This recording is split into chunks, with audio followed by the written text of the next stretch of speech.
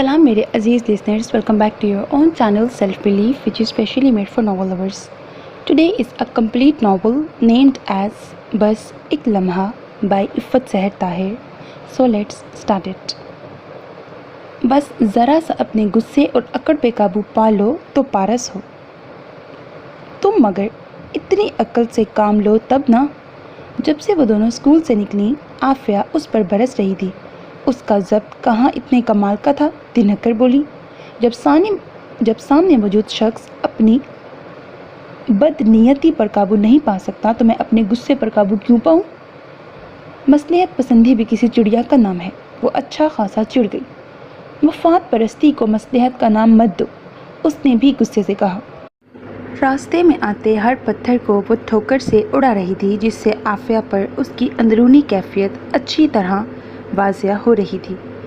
चलो मफाद परस्ती ही सही, 2 मिनट को अपनी ज़बान पर काबू पा लेती तो आज नौकरी से जवाब नहीं मिलता। ज़बान?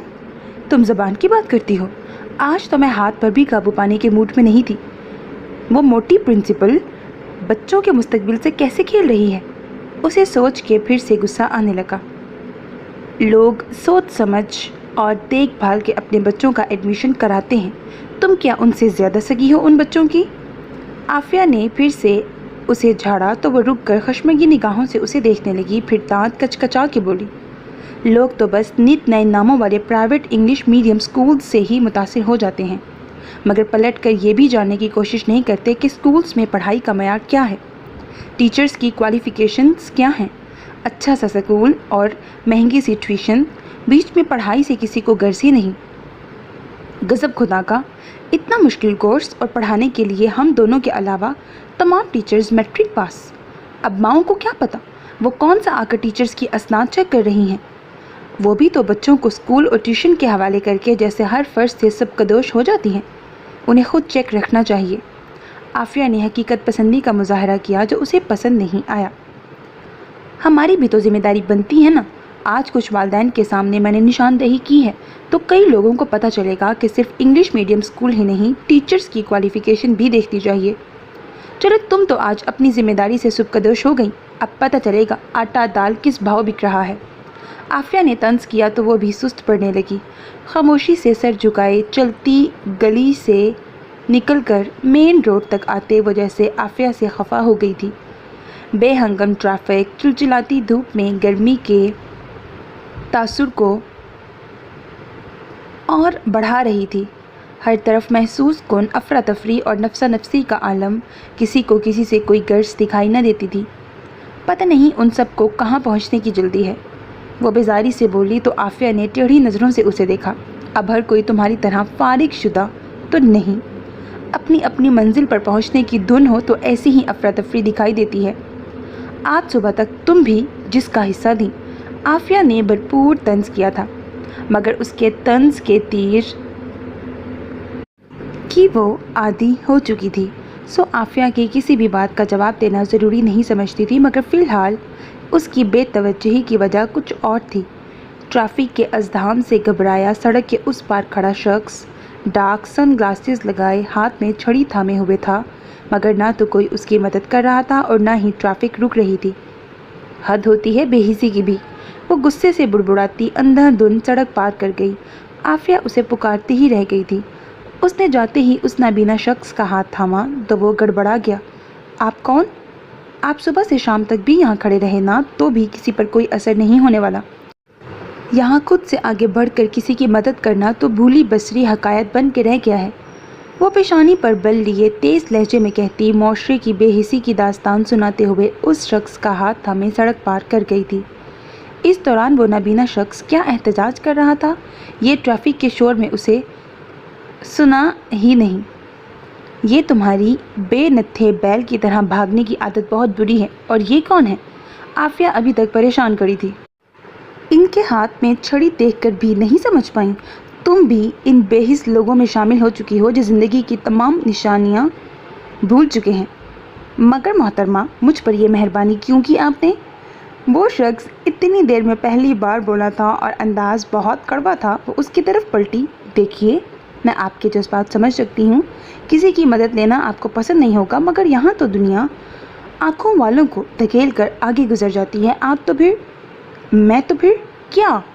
सनग्लासेस उतार कर हाथ में थामे अब वो अपनी गौर सिया आंखों से उसे घूर रहा था। वो बाकी की बात भूल गई। जिंदगी की तमाम तर चमक से भरी दो रोशन आंखें उसके मुकाबिल थी। आफिया गहरी सांस भर के रह गई। क्या यार, इतनी देर से गाड़ी में इंतज़ार कर रहा हूँ, अब आ भी जाओ। उसका दोस्त अपनी मुस्कुराहट दबाता करीब आया। यकीनन वो भी इस वाक़ये का ऐनी शाहिद था और ख़ासा महसूस भी हो रहा था। मैं ज़रा खिदमत खल्क़ की शौकीन मोहतरमा से शर्फ़ मुलाकात हासिल कर रहा था। वो तंजन बोला तो उसके तमाम हवास बेदार होने लगे। यानी उसकी मदद को वो किसी खाते में ही नहीं ला रहा था। देखिए मिस्टर, मैंने सिर्फ इंसानियत के नाते आपकी मदद की थी। अब ये आपकी बदकिस्मती है कि आप अंधे नहीं हैं, वरना तो मेरे शुक्रगुजार होते। उसने तिनक कर कहा तो आफिया उसके जुमले की बेइख्तियारी पर अश अश कर उठी। यानी मैं आपको अंधा दिखाई दे रहा हूँ, और अगर मैं अंधा होता तो ये मेरी खुशकिस्मती होती। वो अब उसे खा जाने वाली नज़रों से देख रहा था। ओफो, तो फिर ज़रूरत ही क्या है ये छड़ी थाम कर सड़कों पे फिरने की? खामखा मेरी भी दौड़ लगवा दी। मैं तो नबीना समझ के आपकी मदद कर रही थी, वो भी तिल मिला के रह गई। एक अच्छी खासी सूरत हाल मजाक का बाइस बन गई थी। उसका दोस्त अभी भी हंस रहा था। उसने मज़ीद कुछ कहने की कोशिश की तो उसे बाजू से थाम कर खींचता हुआ ले गया। देखा, इसी बेसब्री और जल्दबाजी से मना करती हूँ तुम्हें। आफिया उसे लेक्चर देने का कोई मौका नहीं गंवाती थी। बहुत ही बदतमीज़ शख्स था। एक तो उसके अंधेपन पर तरस खाकर उसे मदद दी, उल्टा मुझ ही को सुना कर चला गया। उसका चेहरा तमतमा रहा था। खुदा के लिए सानिया, अब सीधे कर चलो, मज़ीद किसी तमाशे से निपटने की सकत नहीं है मुझ में। आफिया ज़िद छोड़कर कह रही थी। वो खामोशी से उसके साथ चल दी, मगर जहन बहुत सी सोचों की आमाज का बना हुआ था। और मेरी जॉब ख़त्म होने का सुनकर घर में जो तमाशा खड़ा होगा वो।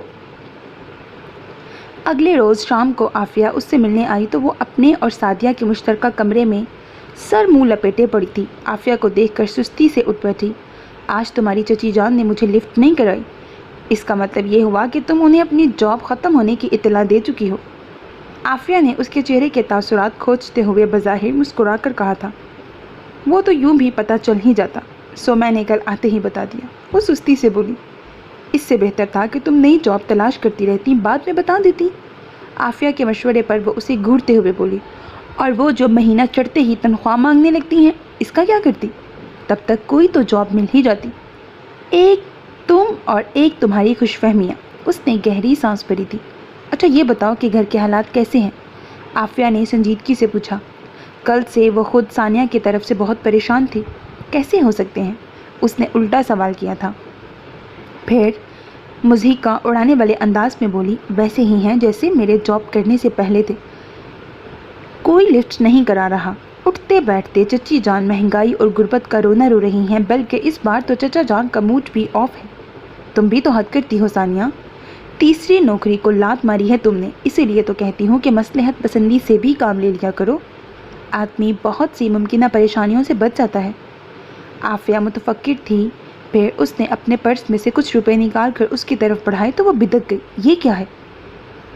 ये मैं नहीं दे रही, प्रिंसिपल ने तुम्हारी 20 दिनों की तनख्वाह भिजवाई है। उसके मजाज के पेश नज़र आफिया ने फिल फौर वजाहत की तो उसने मुस्कुराते हुए रुपए थाम लिए। शुक्र है, इतनी तो इंसानियत बाकी है उनमें तो पता नहीं बाकी है या नहीं, मगर ये रुपए मैं खुद जाकर तुम्हारी तरफ से डिमांड करके लाई हूँ। वैसे तो शायद वो ना ही देती। आफिया ने सांप गोई से कहा तो वह लब भींच कर उसे देखने लगी। ये तुम्हारी मेहनत की कमाई है, इसीलिए मुझे अच्छा नहीं लगा कि यूं ही छोड़ दी जाए। आफिया ने फिर वजाहत की थी। कई लम्हे खामोशी की लपेट में गुजरे थे। फिर आफिया ही ने इस सकूत को तोड़ा। अब क्या सोचा है तुमने? यूं घर बैठे तो कोई भी तुम्हें ज़िंदगी गुजारने नहीं देगा। करना क्या है? फिर से कोई नौकरी तलाश करनी होगी। वो इत्मीनान से बोली। उसके अंदाज में परेशानी की कोई झलक मौजूद न थी, और मुश्किल से मुश्किल हालात में भी उसका ये इत्मीनान और सुकून आफिया को बहुत अच्छा लगता था। उसके अंदर लाख तूफ़ान होते, मगर बज़ाहिर बहुत पुरसकून रहती थी। किस किस्म की नौकरी? आफिया ने इस्तफसार किया तो वो बोली, ये तो तय है कि अब किसी स्कूल में जॉब नहीं करूँगी। BSc करके बगैर किसी तजर्बे के किसी भी ऑफिस में जॉब नहीं मिलती। आफिया ने उसे टोक दिया था। फिर भी मैं अब किसी स्कूल में जॉब नहीं करना चाहती, बल्कि हर उस जगह पर नहीं जहाँ करप्शन हो। फिर तो डायरेक्ट अल्लाह ताला के पास जॉब लगवानी पड़ेगी तुम्हारी। एक वही जगह बची है करप्शन से पाक। उसके इत्मीनान से कहने पर आफिया जल कर बोली तो वो हंसने लगी।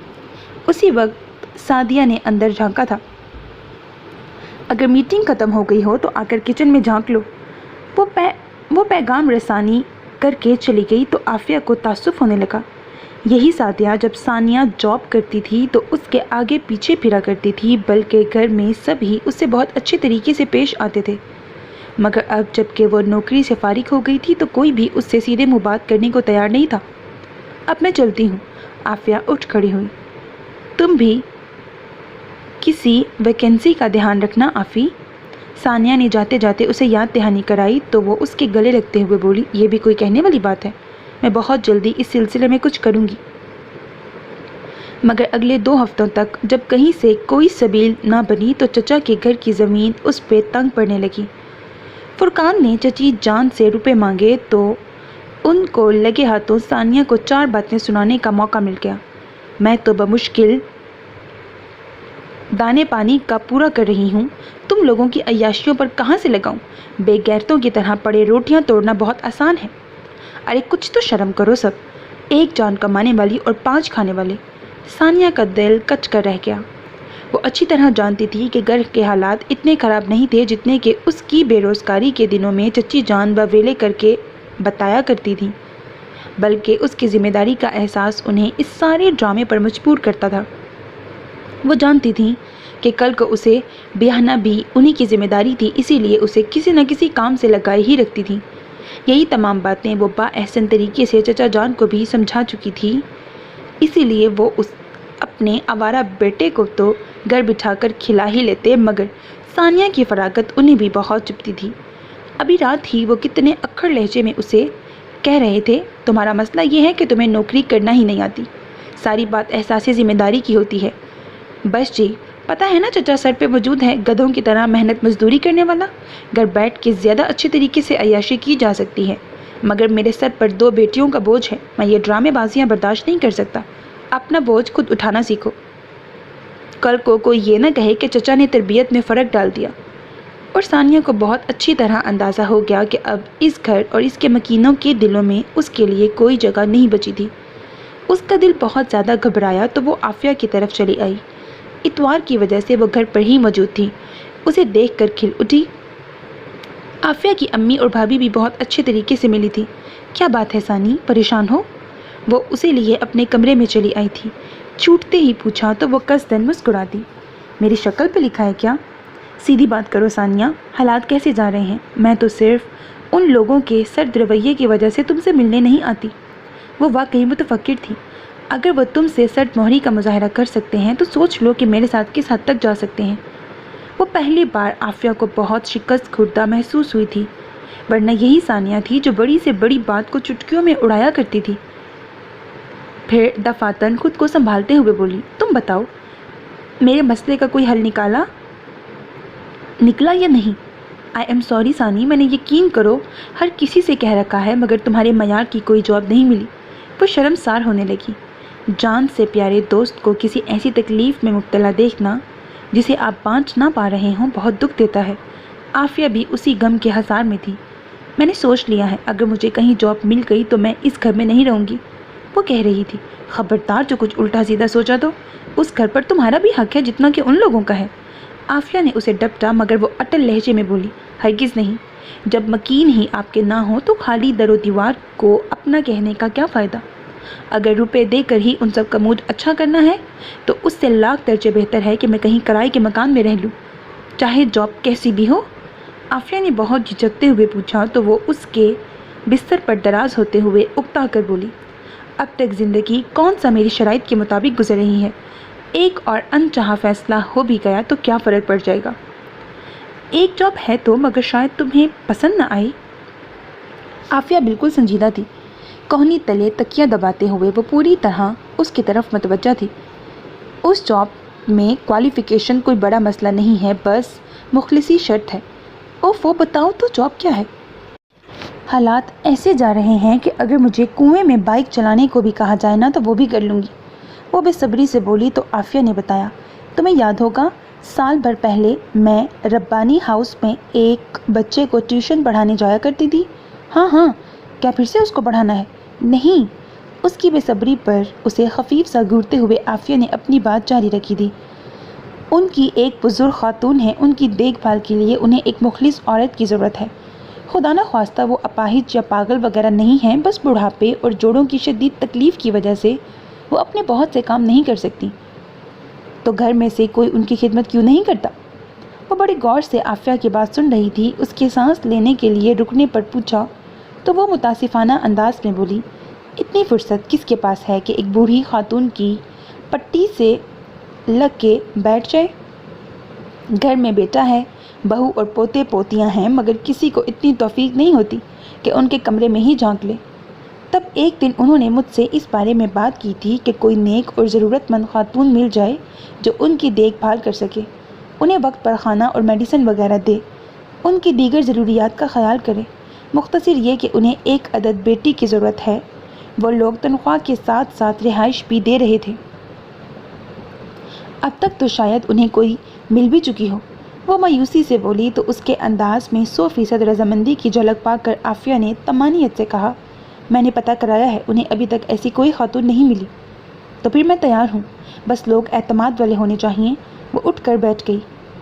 اس طرف سے تم بے فکر رہو، لوگ بالکل اعتماد والے ہیں۔ میں خود سال بھر وہاں جاتی رہی ہوں، اور سب سے بڑھ کر یہ کہ سہیل بھائی انہی کے آفس میں کام کرتے ہیں۔ میں بھی انہی کے ریفرنس پر وہاں ٹیوشن پڑھاتی رہی ہوں۔ اب بھی انہوں نے ہی کہا ہے اس جاب کا۔ تو پھر ٹھیک ہے، آج ہی چلتے ہیں ان سے بات کرنے کے لیے۔ وہ گھریلو حالات سے برگشتہ تھی، فوراً تیار ہو گئی۔ تو عافیہ نے ہنستے ہوئے اسبات میں سر ہلا دیا، اتنے بڑے گھر میں ایک بوڑھی عورت کو سنبھالنے والا کوئی نہیں ہے؟ شاندار سے ربانی ہاؤس کے سامنے رکشے سے اترتے ہی یہ ثانیہ کا پہلا تبصرہ تھا۔ جب خون سفید ہو جائے تو اپنے پرائے کی تمیز سب سے پہلے بھولتی ہے، عافیہ نے گہری سانس بھرتے ہوئے کہا۔ شاید چوکی دار موجود نہیں تھا۔ ڈور بیل بجانے کے بعد انہیں کافی دیر تک انتظار کرنا پڑا۔ پھر ایک لڑکی نے آ کر گیٹ کھولا اور انہیں سر سے پاؤں تک گھورتے ہوئے بولی، اگر تم لوگ کسی اسکیم کی طرف سے آئی ہو تو ہمیں کوئی دلچسپی نہیں ہے، اور نہ ہی ہم کوئی پروڈکٹ استعمال کرنا چاہتے ہیں۔ ایکسکیوز می، ہم لوگ جاب کے سلسلے میں آئے ہیں، مسز ربانی کے لیے کسی…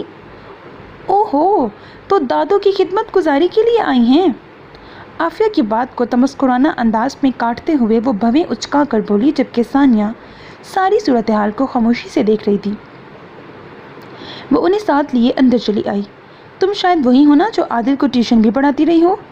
وہ اب بھی اسی چپتے ہوئے انداز میں پوچھ رہی تھی۔ عافیہ نے مختصراً اسبات میں جواب دے دیا، کوریڈور کے سرے پر پہلا کمرہ ہی مسز ربانی کا تھا۔ دادو کو مشکل ہی سے کوئی پسند آتا ہے، مگر میری دعا ہے کہ تم میں سے کوئی ان کے دل کو بھا جائے اور ہماری جان چھوٹے۔ وہ کہتے ہوئے چلی گئی تھی۔ وہ دونوں ایک دوسرے کو دیکھ کر رہ گئیں۔ ایک بے حد شاندار کمرے میں داخل ہوتے ہوئے وہ دونوں جھجکیں۔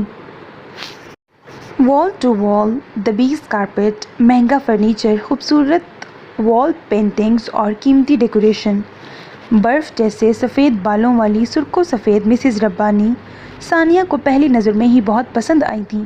ان کی عمر تو 70-75 کے قریب تھی، مگر چہرے سے وہ اتنی بزرگ نہیں لگتی تھی۔ دیکھو لڑکی، مجھے محض پیسوں کے لالچ میں نوکری کرنے والی عورت نہیں چاہیے۔ اگر تمہارا ایسا کوئی خیال ہے تو تم جا سکتی ہو۔ ان کا لب و لہجہ بہت روکھا تھا۔ عافیہ نے بے ساختہ ثانیہ کی طرف دیکھا۔ دیکھیں، محض دعووں سے بات نہیں بنتی، میں اپنی مخلصی کی قسمیں نہیں کہوں گی۔ بہرحال اتنا ضرور کہوں گی کہ میں آپ کی تمام ڈیمانڈ سے واقف ہوں اور ان پر رضامند ہونے کے بعد ہی یہاں آئی ہوں۔ وہ گہری نظروں سے ثانیہ کو دیکھ رہی تھیں۔ میری ڈیمانڈ تو یہ بھی ہے کہ میرے پاس جاب کرنے والی 24 گھنٹے میرے ساتھ رہے، مجھے منظور ہے۔ وہ جس طرح اچانک بولی تھی اس پر مسز ربانی تو حیران ہوئی ہی تھی۔ عافیہ بھی چٹپٹا گئی۔ پہلے گھر میں تو پوچھ لو ثانیہ۔ کس سے پوچھ لوں؟ ماں باپ سے یا بھائی بہن سے؟ اس نے تلخی سے کہا تو وہ چپ سی ہو گئی۔ کیا تمہارا اپنا گھر نہیں ہے؟ مسز ربانی کو اب اس معاملے میں دلچسپی محسوس ہوئی تھی۔ جواباً ثانیہ نے انہیں مختصراً اپنے تمام حالات بتا دیے۔ تو ٹھیک ہے، تم کل سے آ جاؤ، مگر میں پہلے ہی بتا دوں کہ میں کسی بھی معاملے میں تم سے غیر مطمئن ہوئی تو تمہیں نوکری سے ہاتھ دھونا پڑے گا۔ اسی لیے بہت سوچ سمجھ کر چچا کا گھر چھوڑنا، یہ نہ ہو کہ کل کو نہ یہاں کی رہو نہ وہاں کی۔ آپ بے فکر رہیں، اس کی گارنٹی میں دیتی ہوں۔ آپ جانتی ہیں کہ میں پہلے بھی اس گھر میں جاب کر چکی ہوں۔ عادل کو پورا سال ٹیوشن پڑھایا ہے میں نے، اور میرے بڑے بھائی آپ ہی کی فیکٹری میں جاب کر رہے ہیں۔ اور ایک بار آپ نے بھی مجھ سے کہا تھا کہ کسی ایماندار خاتون کے لیے، تو پھر تم کل سے آ جانا، میں تمہیں سارا کام سمجھا دوں گی۔ انہوں نے ثانیہ سے کہا تو وہ متشکر سی اٹھ کھڑی ہوئی۔ تنخواہ نہیں پوچھو گی؟ انہوں نے قدرے حیرت سے پوچھا تو وہ طمانینت سے بولی، میرے لیے سب سے بڑا مسئلہ سر چھپانے کا ٹھکانہ تھا، وہ حل ہو گیا تو باقی کوئی مشکل ہی نہیں رہی۔ پھر بھی میں کسی الجھن میں نہیں پڑنا چاہتی۔ فی الحال میں تمہیں 5,000 مہینہ دوں گی، اور جب مطمئن ہو جاؤں گی تو اپنی مرضی سے اس رقم کو بڑھا دوں گی۔ انہوں نے صاف گوئی سے کہا تو وہ بے ساختہ مسکرا دی۔ عافیہ بھی خوش ہو گئی تھی۔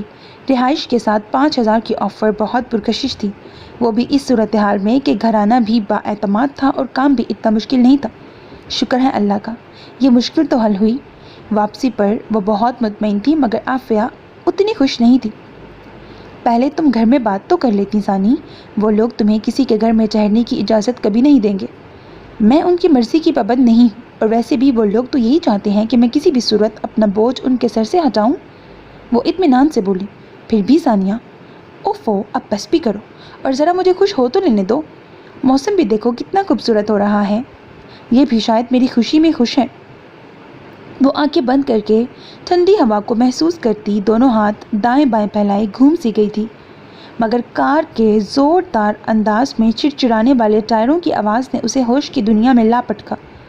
اپنی بے خودی میں وہ سڑک پر اتر آئی تھی۔ یکدم موڑ کاٹنے والی گاڑی کے ڈرائیور نے بریک کیسے لگائی یہ وہی جانتا تھا۔ وہ گاڑی بند کرتا تیزی سے نیچے اترا۔ یہ کون سا طریقہ ہے خودکشی کرنے کا؟ خدا نہ کرے میں کیوں خودکشی کرنے لگی؟ وہ برا مان گئی۔ تو پھر عین سڑک کے بیچ اٹکھیلیاں کرنے کا مشورہ آپ کو کس ڈاکٹر نے دیا ہے؟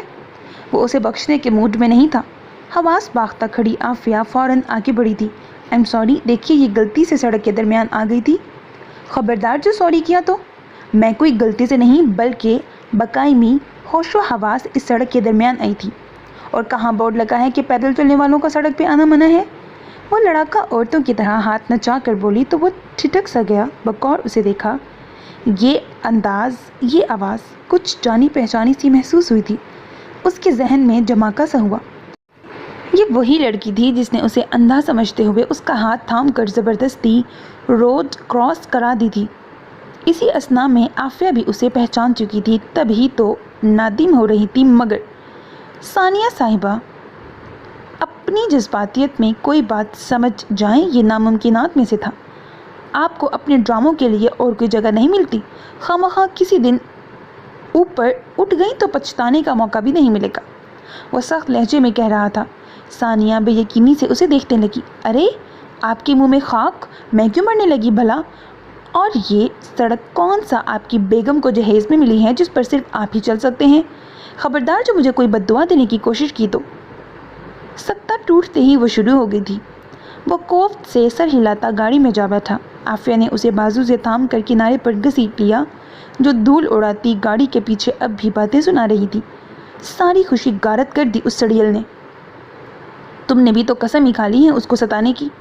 عافیہ نے اسے ڈانٹا تو وہ چونک کر اسے دیکھنے لگی۔ یہ وہی تھا جسے اندھا سمجھ کر تم نے سڑک پار کرائی تھی؟ عافیہ نے یاد دلایا تو بے ساختہ اس کے ہونٹوں سے گہری سانس خارج ہوئی تھی۔ اس نے سر ہلایا۔ میں بھی کہوں یہ دھواں سا کہاں سے اٹھتا ہے؟ گھر پہنچتے ہی اس نے اپنی جاب کا مزہ سنایا تو چچی جان کے لب و لہجے کی شیرینی واپس لوٹتے دیر نہیں لگی تھی، بلکہ نازیہ اور سعدیہ بھی اس کے پاس آ بیٹھی۔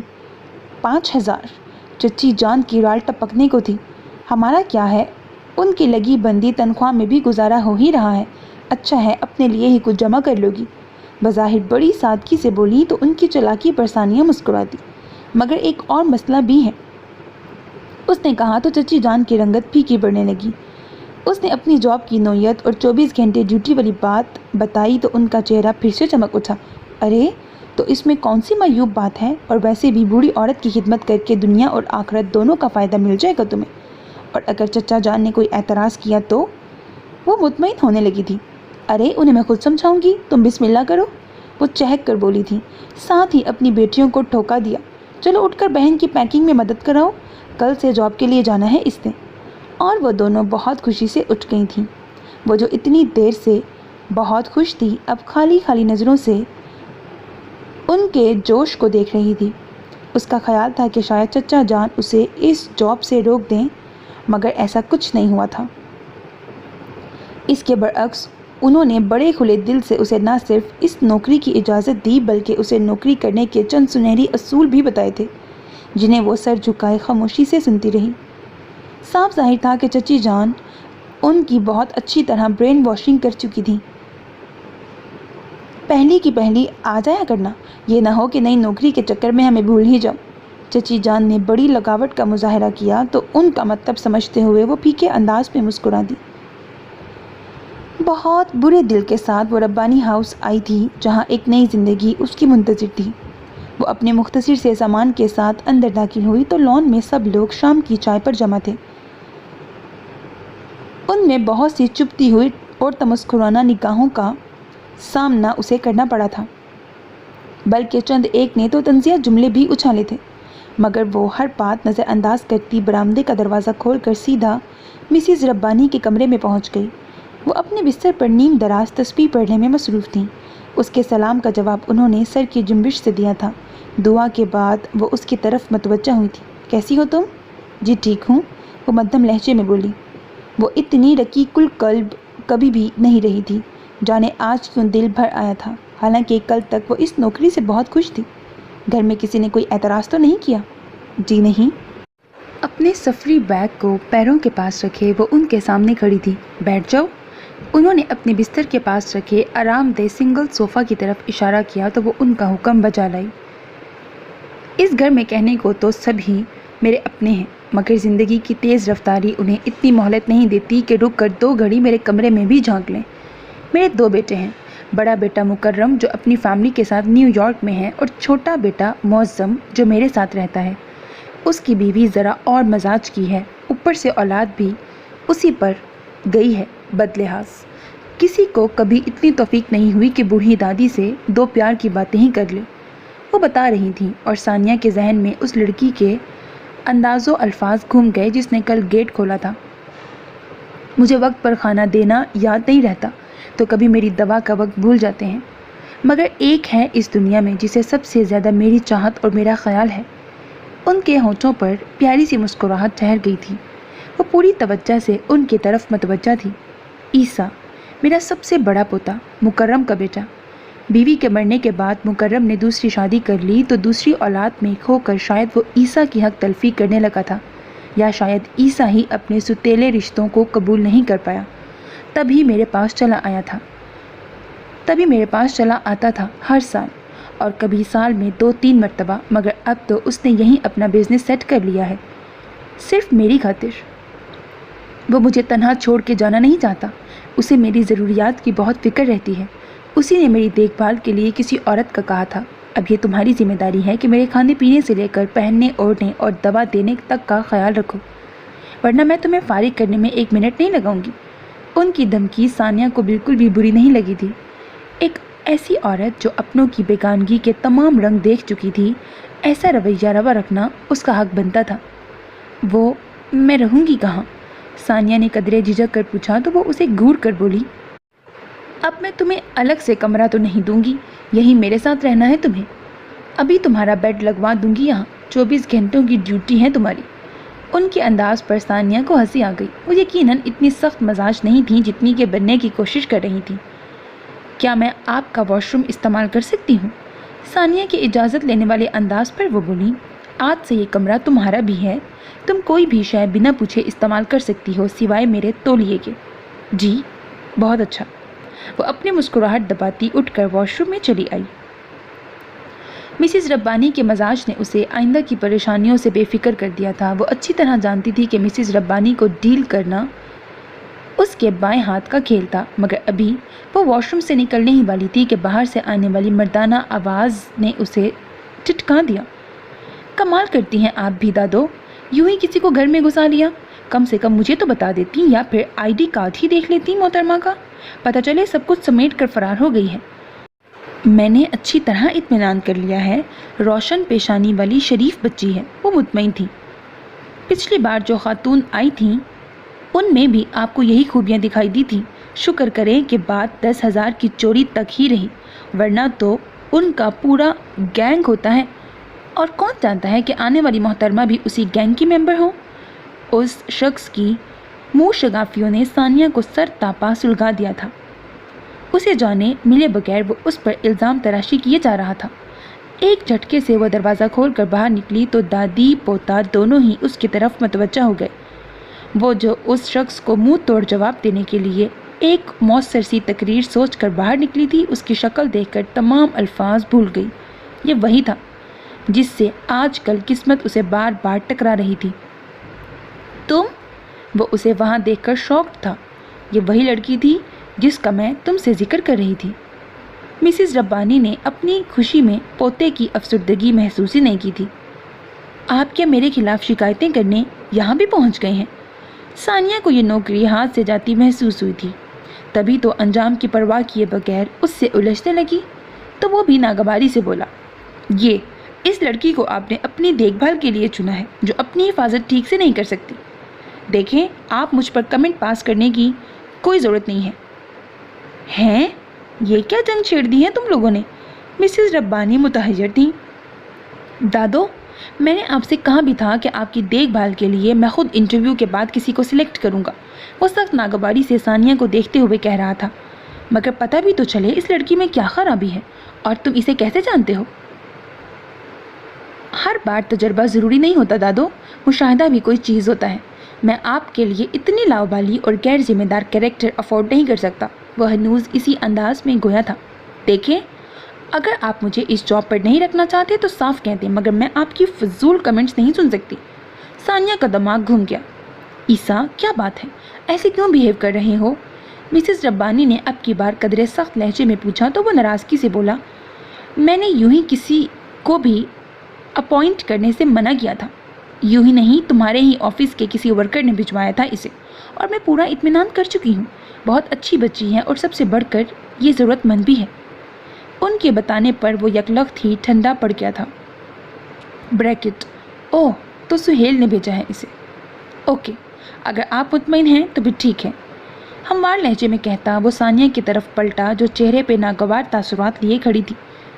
مگر میں دادو کے معاملے میں آپ کی کوئی غیر ذمہ دارانہ حرکت برداشت نہیں کروں گا، انگشت شہادت اٹھا کر بولا تو ثانیہ کا جی چاہا اس جاب پر 4 حرف بھیج کر فوراً چلی جائے، مگر پاؤں میں پڑی مجبوریوں کی زنجیر حرکت سے روک رہی تھی، سو لب بھینچے کھڑی رہی۔ تم جاؤ اور فریش ہو کے آؤ، پھر چائے پیتے ہیں۔ مسز ربانی کے کہنے پر وہ مزید کچھ کہے بنا کمرے سے نکل گیا تھا۔ نام کیا ہے تمہارا؟ وہ کسی گہرے دھیان سے چونکی، پھر مدھم لہجے میں کہا، ثانیہ۔ وہ میری چھڑی پکڑاؤ ذرا، انہوں نے کہا تو ثانیہ کی نظریں بے ساختہ دیوار گیر الماری کے ساتھ دیوار سے ٹکی چھڑی پہ پڑی۔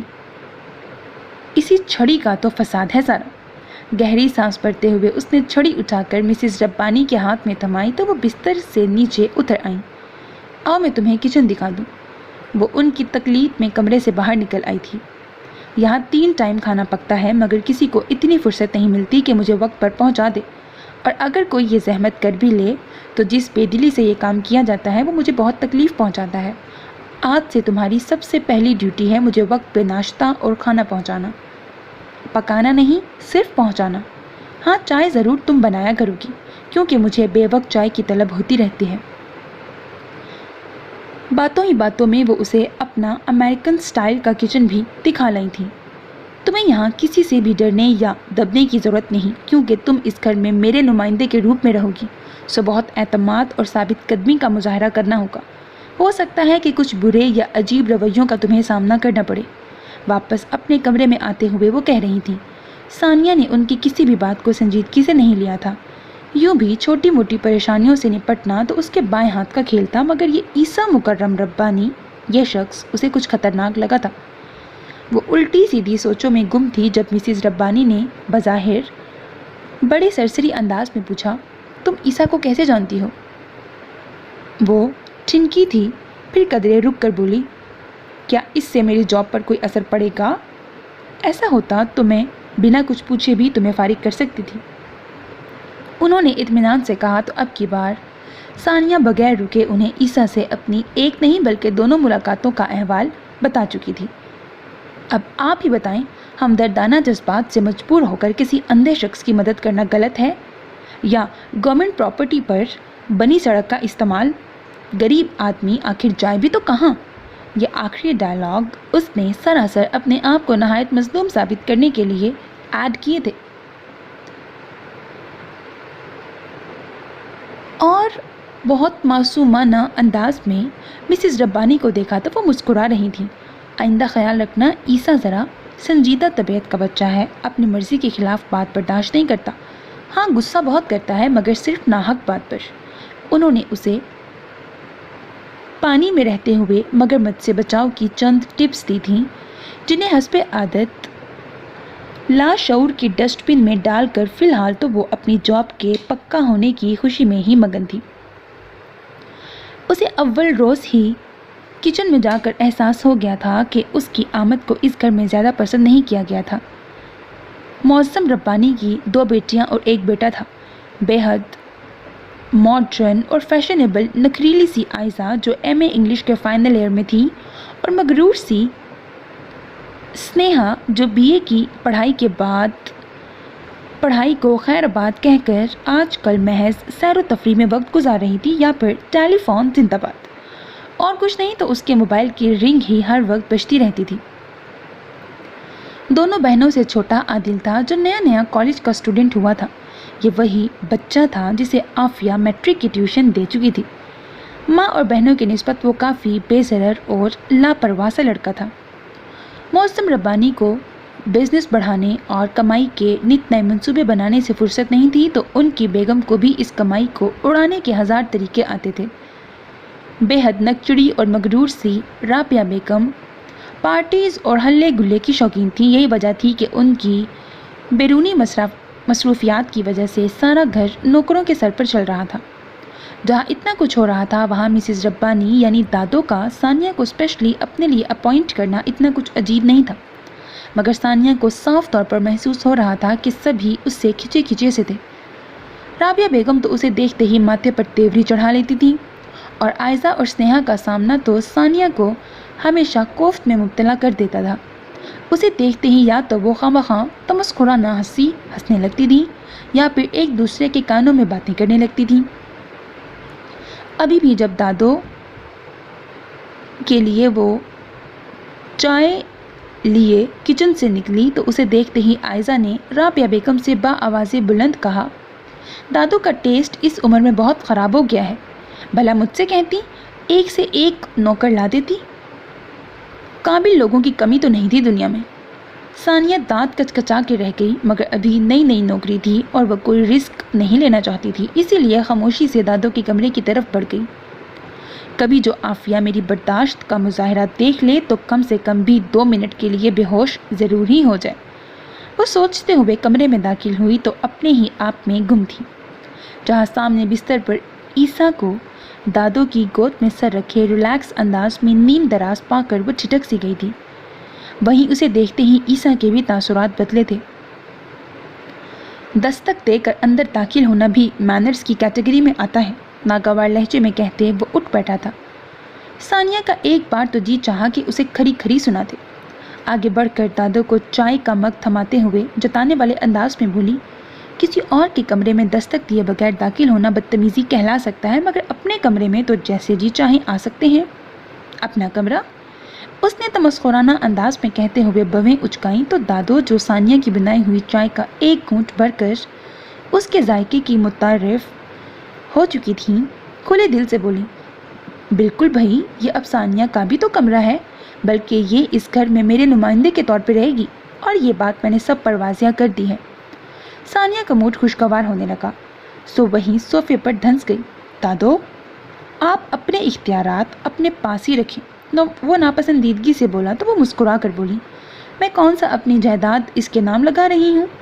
अगर इसे इख्तियारात नहीं दूंगी तो इसे यहाँ टिकने कौन देगा? फिर भी दादो, वो कुछ कहने लगा था कि दादो बीच में ही इसे टोक गई। तुम ये बताओ कि हफ्ता भर से कहाँ गायब हो? लंच पे भी घर नहीं आ रहे? उसने जवाब देने से पहले एक नज़र सानिया को देखा था, फिर संजीदगी से बोला, यह बिल्कुल पर्सनल डिस्कशन है दादो, बाद में भी हो सकती है। उसके अंदाज ने सानिया को खजालत का शिकार किया था।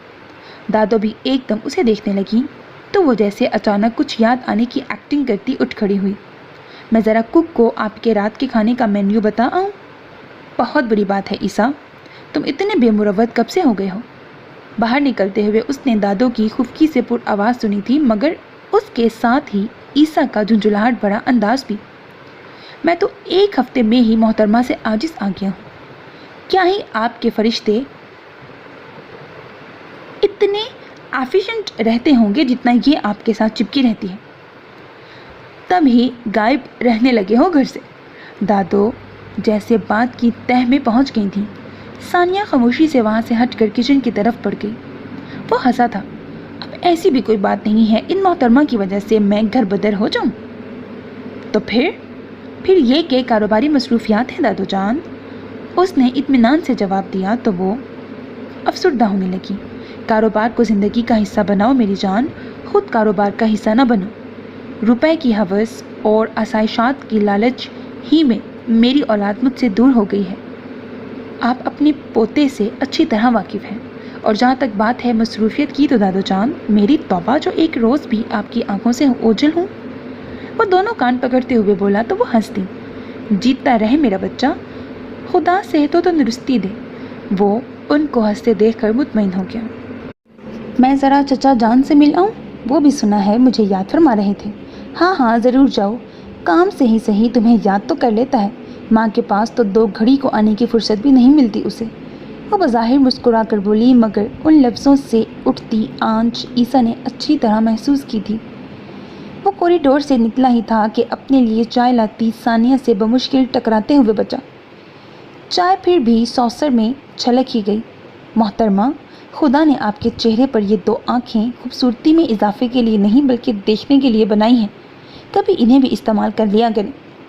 कड़ा तंज, वो भी सानी थी, किसी को खातिर में ना लाने वाली। यही ख्याल मुझे आपके मुतल्लिक भी आ रहा था। पहली मुलाकात का तासुर जा ही नहीं रहा। वो भुनाई, उधर ईसा तिल मिलाया। साफ लफ्ज़ों में उसे अंधा कह गई थी, मगर एक काम वाली के मुंह लगना उसके शयाने शान नहीं था। इसीलिए महज उसे कड़ी नज़रों से घूरता आगे बढ़ गया। हाँ, सानिया भी सर झटक के आगे चल दी। अगले 2 हफ्तों में ही उसे महसूस हो गया कि दादो की देखभाल करना इतना मुश्किल ना था जितना कि ईसा की निगरानी में उनकी देखभाल करना। उसकी हर बात पे इतनी नुक्ताचीनी करता कि सानिया का जी चाहता इस नौकरी पे 4 हर्फ भेज के चली जाए, मगर कहाँ। बस इसी वजह से वो उसे बर्दाश्त करने पर मजबूर थी। उसकी मुखलिसी और लगन ने दादो को उस पर एतबार करने पर मजबूर कर दिया था, मगर ये ईसा मुकर्रम, ओफो दादो, ये आपकी बेएहतियाती किसी दिन रंग ले आएगी। परस यूँ खुला छोड़ रखा है आपने, चोरों को दावतें आम दे रहा है। कमरे में दाखिल होने से पहले ही ईसा की झुंझुलाहट भरी आवाज़ उसे चौंका गई थी। यहाँ कौन से चोर घुसे बैठे हैं भला? वो लापरवाही से बोली। लगता है पहले का वाक़या भूल गई हैं आप। ये काम वालियाँ, आप इन्हें नहीं जानती। सानिया का खून खौलने लगा। वो इस बंदे को जितना इग्नोर कर रही थी, इतना ही वो सर पे चढ़ा जा रहा था। अरे नहीं, अब ऐसा कुछ नहीं होगा, कम से कम सानिया की मौजूदगी में। दादो के तमानियत भरे लहजे ने उसे हौसला दिया था। हाँ, जिसे अपनी खबर नहीं होती, कभी बीच सड़क पे कूद रही होती हैं मोहतरमा तो कभी। बोलते बोलते उसने अचानक दरवाज़ा खोल दिया तो बावजूद गुस्से में होने के वो सटपटा गई। तो ये क्वालिटी भी है आप में? वो बुड़बुड़ाया था। सानिया को फिर से गुस्सा आया। और आप में तो जैसे दुनिया जहान की खूबियाँ जमा हैं, बाशमूल दूसरों पर कमेंट्स पास करने के। मुझे पूरा यकीन था कि आप हमारी बातें सुन रही थी। उसे जैसे अपने अंदाजे की दुरुस्ती पर इत्मीनान हुआ था। देखें, میں آپ کی نوکرانی نہیں ہوں، آپ اپنے کام سے کام رکھا کریں۔ اسے سخت غصہ آ رہا تھا۔ محترمہ، دادو میری ذمہ داری ہیں، ان کا پل پل خیال رکھنا اور صحیح غلط کا بتانا میرا فرض ہے۔ وہ بھی جواباً تنزیہ بولا تھا۔ پیچھے دروازہ بند تھا، ورنہ ابھی تک دادو اسے آواز دے چکی ہوتی۔ میں بھی ان سے ان کا خیال رکھنے ہی کی تنخواہ لیتی ہوں، مگر اتنا ضرور یاد رکھیں کہ میں نے روپوں کے بدلے میں اپنی عزت نفس گروی نہیں رکھی ہے۔ وہ سرخ چہرے کے ساتھ کہتی دروازہ کھول کے اندر چلی گئی۔ عیسیٰ کئی لمحوں تک اس کے الفاظ میں الجھتا رہ گیا۔ سنیہا کا برتھ ڈے آیا تو پورا ربانی ہاؤس جیسے الٹ پلٹ ہو گیا۔ اتنے شاندار انتظامات کیے جا رہے تھے جیسے کسی بہت لاڈلے بچے کی پہلی سالگرہ ہو۔ تب ثانیہ نے لاشعوری طور پر سنیہا اور عیسیٰ کی بے تکلفی نوٹ کی۔ ہاں، لٹو بھی ہوئے تو مغرور حسینہ پر، اور دادو کو کہتے رہتے ہیں کہ ابھی شادی کی عمر نہیں ہے۔ واقعی امیروں کے ہاں تو شاید یہ عمر افیئر چلانے کی ہوتی ہے۔ وہ مسلسل الٹی سیدھی سوچوں میں گم تھی۔ تم کیا پہن رہی ہو کل؟ دادو کی آواز نے اسے چونکایا تھا۔ ابھی تو نہا کے یہ کپڑے پہنے ہیں، کل آئے گی تو سوچوں گی۔ گرمی کی وجہ سے کتنی بار تو نہا کے کپڑے بدلنے پڑتے ہیں۔ میں رات کے فنکشن میں پہننے کا پوچھ رہی ہوں لڑکی۔ وہ اس کے لمبے چوڑے جواب سے چڑ کے بولی۔ اس فنکشن میں بھلا میرا کیا کام ہے؟ اس نے دامن بچایا۔ اسے اچھی طرح علم تھا کہ چچی جان صرف دادو کو ہی کہہ کے گئی تھی۔ اے لڑکی، ہوش سے کام لو۔ میں کون سا تمہیں فنکشن انجوائے کرنے کو ساتھ لے جا رہی ہوں؟ وہاں مجھے کون کھلائے پلائے گا؟ اور اگر واش روم جانے کی حاجت ہو گئی تو؟ وہ کڑے انداز میں بولی تو ثانیہ کو ہنسی آ گئی۔ غصے میں ان کا انداز تخاطب ہی بدل جاتا تھا۔ اوکے، مگر وہاں شاید کسی کو بھی یہ بات پسند نہ آئے۔ وہ صاف کوئی سے بولی تو انہوں نے سر جھٹکا۔ تمہیں صرف میرے کہے کی پرواہ ہونی چاہیے۔ بہت بہتر۔ اب بتاؤ کل کون سے کپڑے پہنو گی؟ وہ مطمئن ہو کر بولی۔ فنکشن کے لیے تو میں تو بس سفید شلوار کے ساتھ شرٹس بدل کے پہنتی ہوں۔ اسکول میں جاب کرتی تھی نا میں۔ ثانیہ جھینک کر بولی۔ تو اسکول میں کون سا ٹیچرز پر یونیفارم کی پابندی ہوتی ہے؟ انہوں نے اسے گھورا۔ اب وہ ان کے سامنے تنگی حالات کا رونا کیا روتی۔ اپنے کپڑے دکھاؤ مجھے، ایسے تو ساتھ نہیں لے جاؤں گی میں تمہیں، وہ رکھائی سے کہہ رہی تھیں۔ ثانیہ نے تل ملاتے ہوئے اپنا بیگ ان کے سامنے رکھ دیا۔ اتنے بوڑھے رنگ تو میں بھی نہیں پہنتی۔ اس کے ہلکے رنگوں کے لان کے سوٹ انہیں بالکل بھی پسند نہیں آئے تھے، حالانکہ وہ کم قیمت مگر اچھے ڈیزائن اور خوبصورت کلرز پسند کرتی تھی۔ تم یوں کرو کہ بازار جا کے اپنے لیے اچھے سے کپڑے لے کر آؤ۔ سارا وقت میرے ساتھ رہنا ہے، کوئی دیکھے تو کیا کہے گا؟ وہ متفکر تھیں اور ثانیہ کو اب غصہ آئے چلا جا رہا تھا۔ دیکھیں، میں انہی میں سے کچھ پہن لوں گی، خواہ کی شاپنگ کا شوق نہیں ہے مجھے، وہ ضبط سے بولی۔ زبردستی کا خرچہ، وہ دھنجھلائی۔ لڑکی، مجھے اپنی حکم عدولی بالکل بھی پسند نہیں ہے، وہ اسے گھورتے ہوئے بولی۔ ثانیہ نے تنگ آ کر کچھ کہنا چاہا، مگر اسی پل دروازہ کھول کر اندر داخل ہوتے عیسیٰ نے دخل اندازی کی۔ کس نے جرأت کی میری دادو کی حکم عدولی کرنے کی؟ مجھے بتائیں تاکہ میں اس کا سر قلم کر دوں۔ ثانیہ تل ملا کے رہ گئی، مگر کچھ کہنا مزید شامت بلوانے کے مترادف تھا۔ البتہ دادو نے اسے الف سے یہ تک ساری بات کہہ سنائی۔ ثانیہ خاموشی سے اپنے کپڑے بیگ میں ڈالتی رہی۔ بات تو آپ کی بالکل ٹھیک ہے۔ دادو کا چمچا، اس نے دانت پیسے۔ ہاں تو پھر تم اسے ساتھ لے جاؤ اور اچھے سے کپڑے دلوا دو، انہوں نے بے حد اطمینان سے کہا تو وہ جھٹکا کھا کر انہیں دیکھنے لگا۔ میں؟ یعنی کہ ان محترمہ کو میں ساتھ لے کے جاؤں؟ وہ جس صدمے کی گرفت میں آیا تھا اس نے ثانیہ کو بہت مزہ دیا۔ ہاں تو اور کیا، اسے اکیلی بھیج دوں، مجھ پہ ذمہ داری ہے اس کی۔ دو ڈرائیور بیٹھے ہیں باہر، ان کا کیا فائدہ؟ وہ بدک کر بولا۔ لو، اب وہ ڈرائیور تم سے زیادہ قابل اعتماد ہو گئے ہیں۔ وہ خفا ہونے لگی، جبکہ ثانیہ کو عیسیٰ کے تاثرات دیکھ کے ہنسی آئی جا رہی تھی۔ گھر کی لڑکیاں بھی تو انہی کے ساتھ جاتی ہیں، ان کے ماں باپ جانے۔ میں نے کہا نا کہ اس کی ذمہ داری میرے اوپر ہے، اور یہ کیا بہانوں پہ بہانہ بنائے جا رہے ہو؟ سیدھی طرح بتاؤ اسے لے کے جا رہے ہو کہ نہیں؟ وہ کہتے کہتے آخر میں قدرے ناراضگی سے بولی تو عیسیٰ نے بھی آخری حربہ آزمایا۔ میں نے کہاں کچھ کہا، یہ محترمہ خود ہی شاپنگ پہ جانے کو تیار نہیں ہے۔ تائیدی انداز میں ثانیہ کو دیکھا جو سخت بیزاری سے ان کی لا یعنی بحث سن رہی تھی۔ یہ عیسیٰ کے تاثرات ہی تھے جنہوں نے اس کی رگ شرارت بھڑکا دی تھی۔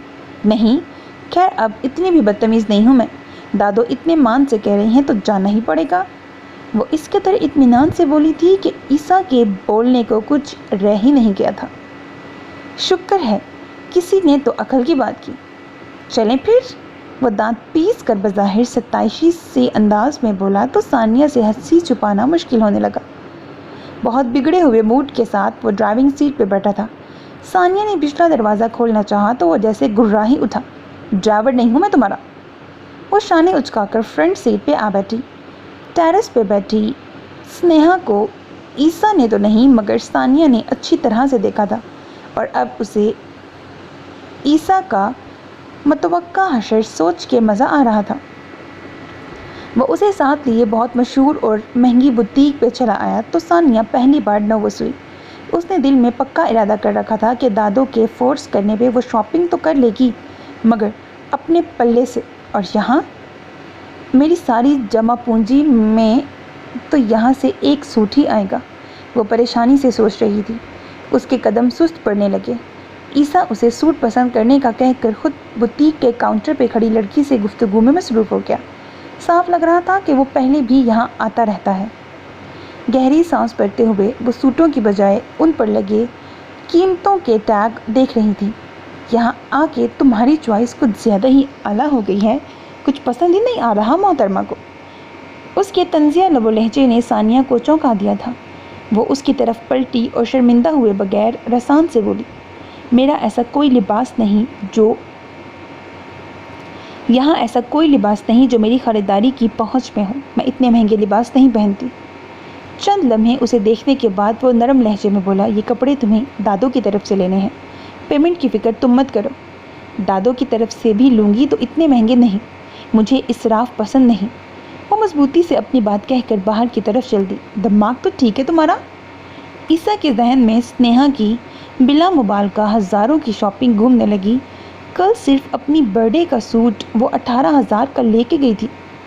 اس میں خرابی یہ دماغ والی کیا بات ہے؟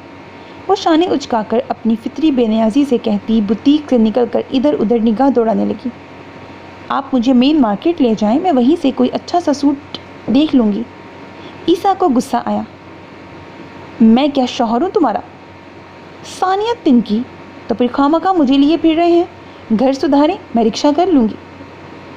اس کی خود سری عیسیٰ کو ایک آنکھ نہیں بھائی تھی۔ اس سے پہلے کہ وہ کچھ سمجھ پاتی عیسیٰ نے اس کا ہاتھ تھاما اور تقریباً زبردستی اسے واپس اسی بوتیک میں لے گیا۔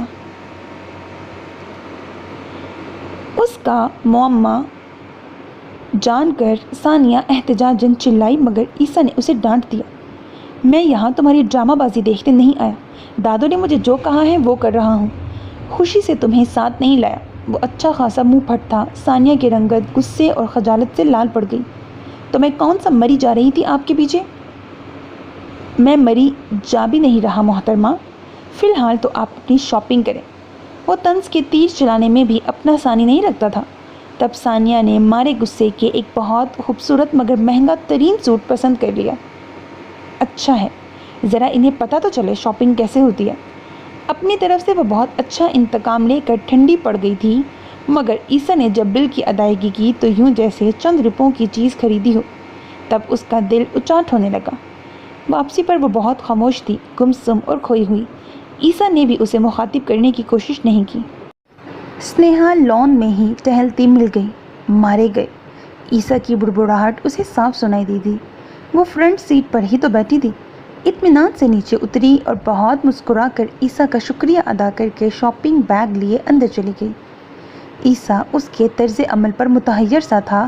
یکلخت حواس میں لوٹتے ہوئے بڑبڑایا، یہ تو بہت پھپھے کٹنی ہے۔ سنیہا تیر کی سی تیزی سے اس کی طرف لپکی۔ وہ گاڑی کا دروازہ بند کر کے پلٹا مگر وہ یوں راستہ روکے ہوئے تھی کہ وہ دروازے سے لگ کے کھڑا ہو گیا۔ ہیلو، وہ قصدن مسکرایا، کہیں رانگ نمبر تو نہیں ملا رہے؟ وہ دانت پیس کے بولی، دماغ خراب ہے تمہارا؟ وہ تو یوں ہی دادو کی ضد تھی کہ ان کی ملازمہ کو بھی ایک نیا سوٹ دلوا دیں تاکہ کل رات کے فنکشن میں وہ لوگ باتیں نہ بنائیں۔ وہ اسے بہلاتے ہوئے بولا تو وہ بے یقینی سے چیخی، عیسیٰ مکرم علی، تم اسے شاپنگ کرا کے لائے ہو؟ وہ کانوں میں انگلیاں ڈالتے ہوئے اسے آہستہ بولنے کا اشارہ دینے لگا۔ اتنی بھی کیا مجبوری آن پڑی تھی؟ ایک سے ایک جوڑے پڑے ہیں میرے بھی اور عائزہ کے بھی، ویسے بھی تو میں نے کام والیوں کو ہی دینے تھے، 2-4 اسے بھی دے دیتی، وہ تیوریاں چڑھائے نخوت سے کہہ رہی تھی۔ عیسیٰ کو ثانیہ کے انداز یاد آئے تو بے اختیار بولا، وہ بہت خوددار لڑکی ہے۔ سنیہا کی آنکھوں میں حیرت اتر آئی اور پھر غصہ، بہت جاننے لگی ہو اسے؟ او سنیہا سویٹی، کیا اسے سر پہ سوار کر کے بیٹھ گئی ہو؟ چلو ٹیرس پہ بیٹھ کے اچھی سی چائے کا مزہ لیتے ہیں۔ اس کے مسلسل بگڑتے موڈ کو دیکھ کر عیسیٰ نے فوراً ہی اپنے انداز بدلے۔ وہ فوراً ہی اس کے ساتھ آ لگی، خبردار جو تم نے کبھی میرے علاوہ کسی کا سوچا بھی تو جان ایک کر دوں گی میں، تمہاری بھی اور اپنی بھی۔ وہ جانے کو پلٹی تو وہ بھی گہری سانس بھرتا اس کی تقلید میں آگے بڑھا تھا۔ ثانیہ کا بالکل بھی دل نہیں چاہ رہا تھا کہ وہ سنیہا کی برتھ ڈے پارٹی میں شرکت کرے، مگر مجبوری کہ اس کی ڈیوٹی ہی ایسی تھی کہ اسے ہر وقت مسز ربانی کے ساتھ رہنا تھا۔ اٹھ جاؤ لڑکی، اب تیار ہونا شروع کر دو۔ عشاء کی نماز کے لیے وضو کر کے آتے ہی دادو نے اسے آرڈر کیا تھا۔ باہر لان میں زندگی پوری رنگینیوں کے ساتھ موجود تھی، اونچے کہکہے اور میوزک، مہمان آنے شروع ہو چکے تھے۔ یہ رات گئے تک جاری رہنے والا فنکشن تھا اور ابھی تو محض 8 ہی بجے تھے۔ جب آپ تیار ہوں گی تب میں بھی، اس نے منمنا کر کہا۔ بالکل نہیں، اس وقت صرف میں تیار ہوں گی اور تم میری مدد کرو گی، وہ ایسے ڈپٹ کے بولی جیسے پتہ نہیں کیا تیاری کرنی ہو۔ ثانیہ کو ہنسی آئی تو وہ اسے گھورتے ہوئے پلٹ گئیں۔ تب ثانیہ کو ان کی بات ماننی ہی پڑی۔ آپ سے ایک بات پوچھوں، آپ یہ وائٹ چھڑی کیوں استعمال کرتی ہیں؟ ثانیہ نے عادتاً 2 سوال اکٹھے جڑ دیے تو انہوں نے طنز کیا، واہ، ادھر سوال کی اجازت مانگی اور ساتھ ہی پٹاخ سے سوال بھی داغ دیا۔ سوری، ثانیہ نے مسکراہٹ دبائی، مجھے پتا ہے کہ سفید چھڑی نابینا لوگ استعمال کرتے ہیں، مگر میں نے کون سا باہر جانا ہوتا ہے، کبھی گھٹنوں کا درد زیادہ ہو تو گھر میں استعمال کر لیتی ہوں۔ دراصل سیاہ اور براؤن رنگ مجھے پسند نہیں، وہ تفصیلاً جواب دیتے ہوئے صوفے پر بیٹھ کر سلیقے سے دوپٹہ اوڑھنے لگی۔ جوڑوں کی شدید تکلیف کے باعث وہ بیٹھ کر نماز پڑھنے پر مجبور تھیں۔ ثانیہ واش روم میں گھس گئی۔ سچی بات تو یہ تھی کہ فنکشن میں جانے سے زیادہ اسے وہ سوٹ پہننے کا غم کھایا جا رہا تھا۔ اگر وہ اپنے کسی سوٹ میں فنکشن اٹینڈ کر لیتی تو اس کے انداز میں بہت اعتماد اور لاپرواہی ہوتی، مگر اب وہ عجیب سوچوں کی زد پہ تھی۔ میری خودداری کو یہ دن بھی دیکھنا تھا۔ اگر اتنی اچھی تنخواہ نہ ہوتی تو میں کبھی بھی اس شخص کو منہ نہ لگاتی۔ وہ اپنی انا کو سلاتے ہوئے خود کو تسلی دے رہی تھی کہ دادو 2 ماہ کے اس قلیل عرصے میں اس کی تنخواہ میں 2000 کا یکمشت اضافہ کر چکی تھی۔ یہ محض تمہاری مخلصی اور ایمانداری کو دیکھ کر، ورنہ تو سال بھر سے پہلے اب سوچنا بھی مت کہ میں تمہاری تنخواہ میں کوئی اضافہ کروں گی، انہوں نے ساتھ ہی کہا، مگر وہ اتنے میں ہی خوش تھی۔ سر چھپانے کے ٹھکانے کے ساتھ 7000 بالکل بھی برے نہیں تھے۔ وہ منہ دھو کر کپڑے تبدیل کر کے باہر نکلی تو دادو نماز کی ادائیگی کے بعد اب تسبیح پڑھ رہی تھیں۔ وہ جھجک سی گئی، جبکہ اسے دیکھتے ہی ان کی نگاہوں میں بے ساختہ ستائش امڈ آئی۔ ہلکی سی میرون کڑھائی سے مزین سی گرین رنگ کا لباس ثانیہ کی شخصیت پر یوں اٹھا کہ اس سادگی میں بھی 4 چاند لگا گیا تھا۔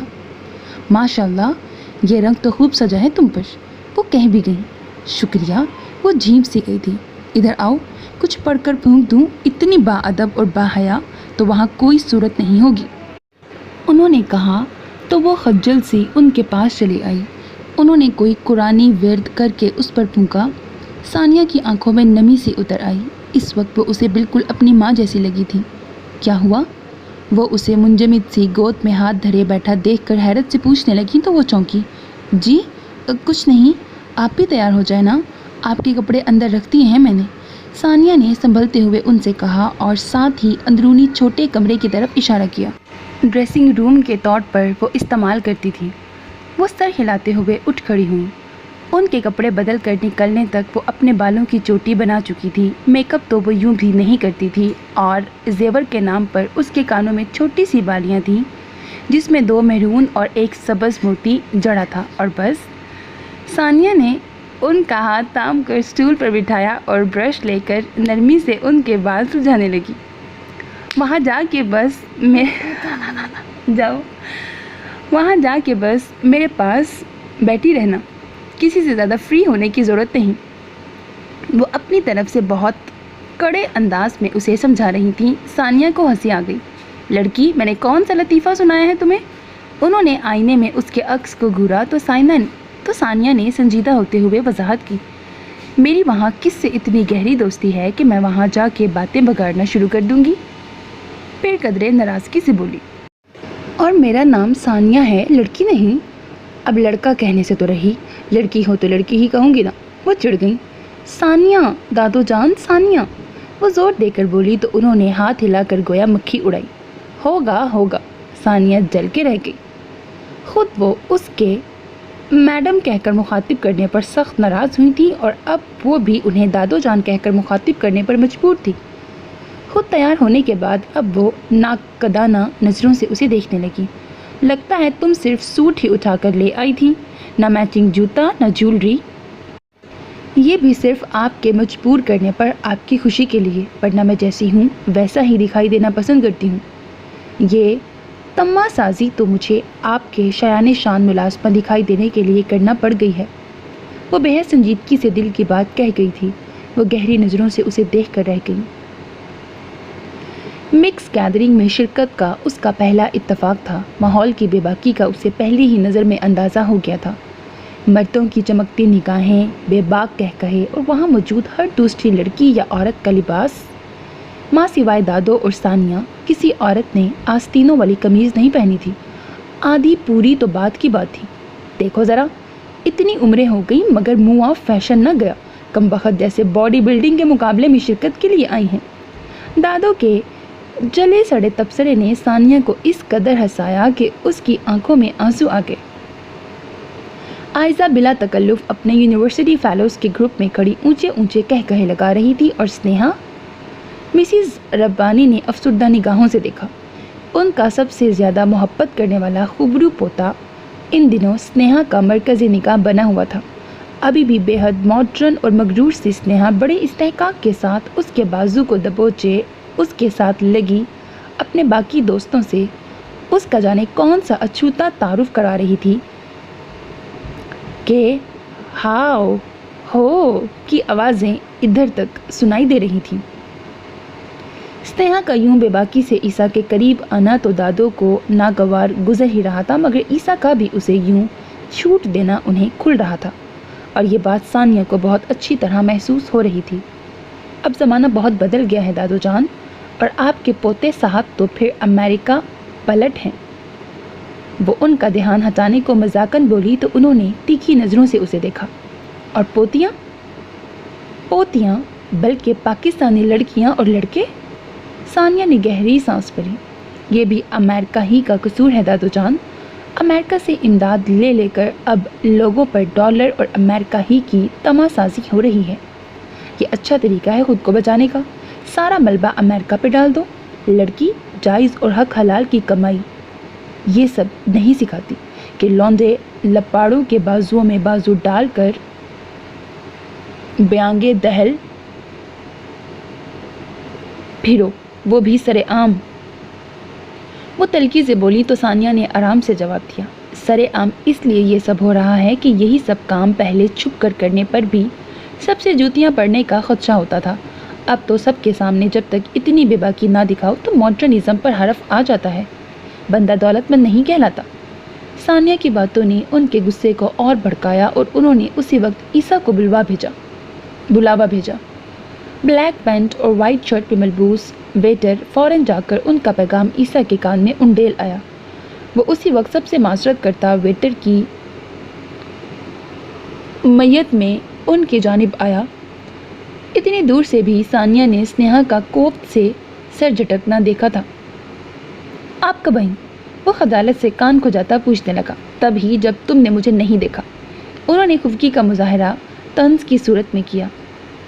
تو اتنے کارنر میں آ کر کیوں بیٹھ گئی ہیں؟ وہ بھی ناراض ہوا تھا۔ درمیان میں یہ انگلش مووی تو چل رہی ہے۔ وہ جل کر بولی، نہ میں کہتی ہوں یہ آئزہ کو دیکھنے والا کوئی نہیں، कैसे मुस्टंडों में घुसी खड़ी है, और तुम खुद कैसे स्नेहा को बगल में लिए घूम रहे हो। उनकी बातें सुनकर सानिया खज्जल सी हुई, मगर वो हंसने लगा। वो मुस्टंडे आयजा के क्लास फेलोज हैं, उसके दोस्त। लानत हो ऐसी रोशन ख्याली पर, तौबा अस्तगफार। वो मजीद भड़की, दुनिया में क्या लड़कियां ख़त्म हो गई हैं उसकी बारी दोस्ती के लिए, या उनको लड़के नहीं मिले। वो पीछे आकर उनके शाने दबाने लगा। रिलैक्स दादो, आप यहाँ इंजॉय करने आई हैं या अपना बीपी बढ़ाने? अरे हटो तुम भी। वो नागवारी से उसके हाथ झटकने लगी। मैं तो कभी बेहयाई का हिस्सा न बनूं, मगर मजबूर हो जाती हूँ। सोचती हूँ कि इनमें शामिल होकर अपने बच्चों के तौर तरीके तो देखूँ, ताकि उन्हें समझा सकूँ। बात करूँगी मैं मौसम से। अभी तो मेरे पास भी नहीं, भटक रहा। और बहू रानी के तो मजाज ही सबसे जुदा है। कपड़ों का फैशन तो देखो, माँ पेटियों में तफरीक करना मुश्किल हो रहा है। ये तो अब कल्चर बन चुका है हमारी क्लास का दादो। वो अमेरिका पलट, उसके लिए तो ये सब कुछ भी नहीं था। आराम से बोला, शाबाश, पैदाइशी मुसलमान हो तुम। पाक स्थान ब्रैकेट पाक जगह पर पैदा हुए हो। एक खुदा को मानने वाले और मोहम्मद सल्लल्लाहु अलैहि वसल्लम की उम्मत होने के बावजूद ये सब तुम्हारा कल्चर कब से बन गया? उनका सुर्ख चेहरा गोया मज़ीद सुर्ख हो गया था। सानिया को ईसा की दुर्गत बनते देखकर मज़ा आ रहा था। वो बड़े इत्मीनान से कुर्सी से टेक लगाए उसके तासुरात देख रही थी। वो शर्मिंदा सा कान खुजाते हुए बोला, सॉरी दादो, ऐसे ही मुंह से निकल गया था। इसीलिए तो कहती हूँ कि मुंह संभाल के और दिमाग भी संभाल के चलाओ। वो तिनक कर बोली, और वो जो अभी तक महज अंदर ही अंदर उसकी दुर्गत से महजूज हो रही थी, उसकी शक्ल देखकर बेइख्तियार ही हंस दी।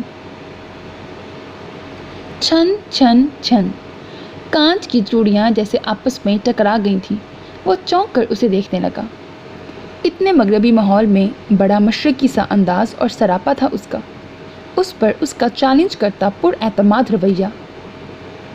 काम वाली तो वो लिखती ही ना थी। 2 सेकेंड, 4, 5, ईसा की निगाह के जमूद ने उसे पहलू बदलने पर मजबूर कर दिया। तभी उसकी बाखबरी भांप लेने पर वो फ़ौरन जाविया निगाह बदल कर दादो से तीखे लहजे में मुखातिब हुआ। आप भी ना दादो, आसपास देख के नहीं डांटती। हाँ, अब तखुलिया कराऊं तुम्हारे लिए? वो बेजार हो रही थी।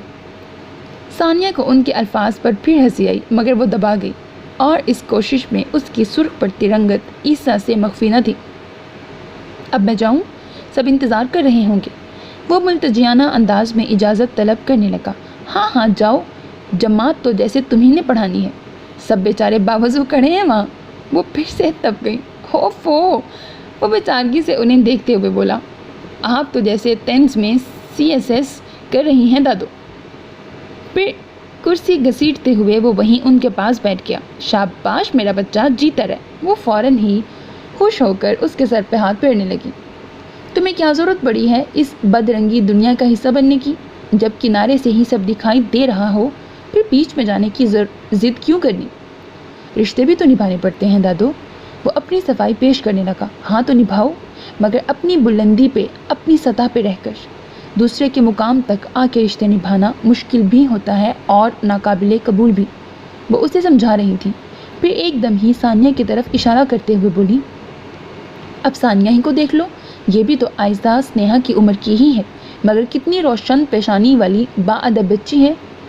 कोई फजूल फैशन नहीं और ना ही अंट शंट दोस्तियाँ। सबसे पहली शय जो इंसान के बातिन का पता देती है वो होता है उसका लिबास। बाकी सब तो बाद में पता चलता है। उसे तो जैसे मौका मिल गया तफसीली नज़रों से सानिया का जायज़ा लिया, जो दादो की इस देख लो वाली पेशकश पर खामखा शर्मिंदा हो रही थी। हर जगह का अपना माहौल और उसके मुताबिक रहन सहन होता है दादो जान। मैं तो हमेशा से ही ऐसे कपड़े पहनती आई हूँ। उसने बात बदलने को कहा। ऐसे ही मतलब? मशहूर बुटीक के इतने महंगे? वो भवें उचकाकर इस्तफहामिया नज़रों से उसे देख रहा था। सानिया का दिमाग घूम गया। क्या जताना चाह रहा था वो? कि वो उसके दिलाए हुए कपड़े पहने हुए हैं?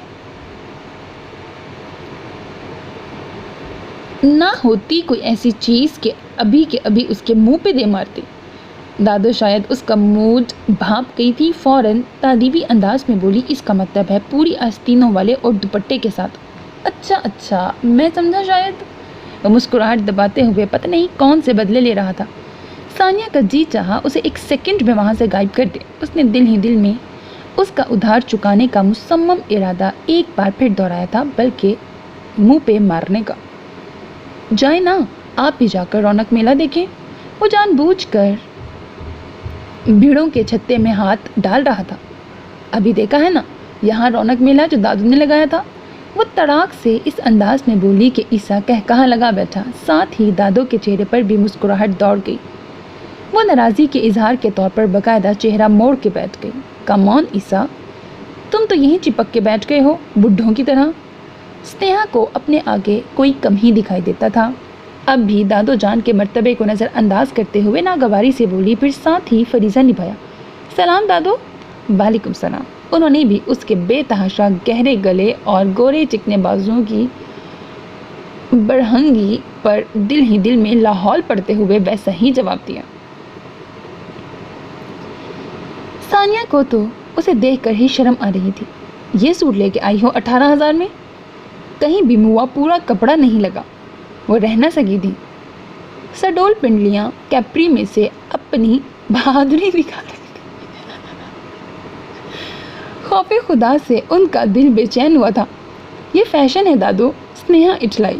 یہ فیشن ہے دوزخ کا، وہ تڑک کر بولی تو سنیہا کی رنگت سرخ پڑنے لگی۔ عیسیٰ تم چل رہے ہو یا یہیں بیٹھ کے واز سننے کا ارادہ ہے؟ اس نے تنک کر حاکمانہ انداز میں پوچھا تو وہ بیچارگی سے دادو کو دیکھنے لگا۔ مجھے کیا دیکھ رہے ہو؟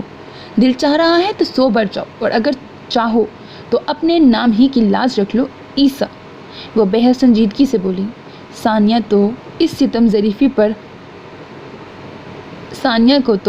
ظریفی پر بڑی ہنسی آئی۔ کیا پیغمبرانہ نام تھا اور لچھن! عیسیٰ، وہاں سب ہمارا انتظار کر رہے ہیں۔ وہ جو ان کی بات کے گہرے پن میں چک پھیریاں کھا رہا تھا، اگلے ہی سیکنڈ میں سنیہا اس کا ہاتھ تھامے کھینچتے ہوئے ساتھ لے گئی۔ دادو تعصب اور دکھ سے انہیں دیکھ رہی تھی۔ خدا خیر کرے، جو فیصلہ کبھی معظم نے کیا تھا اور اپنی نسل خراب کر لی، اب ویسا ہی فیصلہ عیسیٰ نہ کرے۔ جیسی ماں آزاد خیال ویسی ہی بیٹیاں۔ وہ تھکے ہوئے لہجے میں بولی تو ثانیہ نے نرمی سے ان کا ہاتھ اپنے ہاتھ میں دبایا۔ وہ بچے تو نہیں ہیں دادو جان، اپنا برا بھلا جانتے ہیں۔ نادانی میں غلط فیصلہ تو کر ہی سکتا ہے، ارادہ تو اس کا لگ ہی رہا ہے۔ وہ اس کے بہلاوے میں نہ آئی تھی۔ ان کو بھی تو سنیہا کی آزاد روش دکھائی دے رہی ہے دادو۔ اگر انہیں زندگی میں ایسا ہمسفر قبول ہے تو پھر یہ تو ان کی اپنی چوائس ہے، اسے نادانی نہیں مرضی کہتے ہیں۔ وہ صاف گوئی سے بولی۔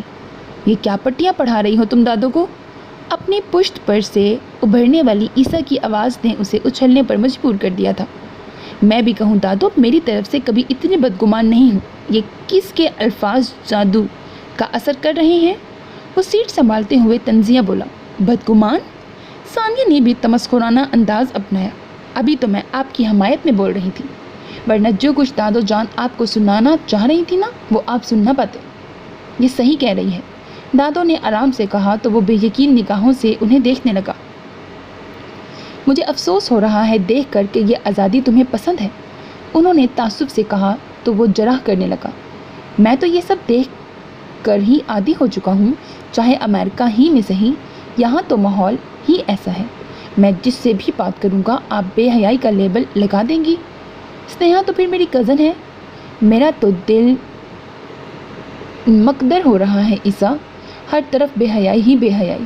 عورت تو نامحرم کی دانستہ نگاہ پڑنے سے ہی میلی ہو جاتی ہے، یہاں تو باہوں میں باہیں ڈالے پھر رہی ہیں سب۔ اوفو دادو، اب ایسی بھی کوئی بات نہیں، اس نے انہیں بہلانا چاہا۔ چپ، انہوں نے آنکھیں دکھائیں، پھر جلے کٹے انداز میں بولی، جیسے میں کچھ نہیں جانتی۔ اللہ ماریاں اتے سے کپڑے پہن کے جیسے اپنے باپ بھائی کے بازو میں بازو ڈال کے گھوم رہی ہیں۔ ان کی بات سن کے عیسیٰ نے زوردار کہا لگایا، جبکہ ان کے کھلے ڈلے موقع پر ثانیہ کا وہاں سے غائب ہو جانے کا دل چاہ رہا تھا، مگر مجبوری تھی کہ وہ وہیں بیٹھے رہنے پر مجبور تھی۔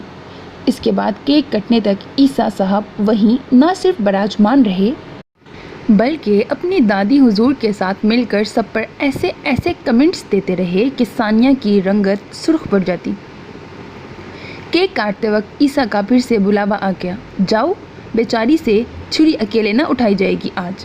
दादो ने तंज किया तो वो हंसते हुए चला गया। अल्लाह शुक्र, सानिया ने बेसाख्ता आवाज़ से बुलंद कहा तो दादो ने तहय्युर से उसे घूरा। सॉरी, लेकिन मेरी परवरिश ऐसे माहौल में हुई है कि गैर मर्दों के साथ खामखा यूँ बैठना अच्छा नहीं समझा जाता। उसने साफ गोई से वजाहत की तो उन्होंने भरी। वो शरीफों का माहौल है मेरी बच्ची, इस जगह तो ऐसे लोगों को तकियानुसी समझा जाता है।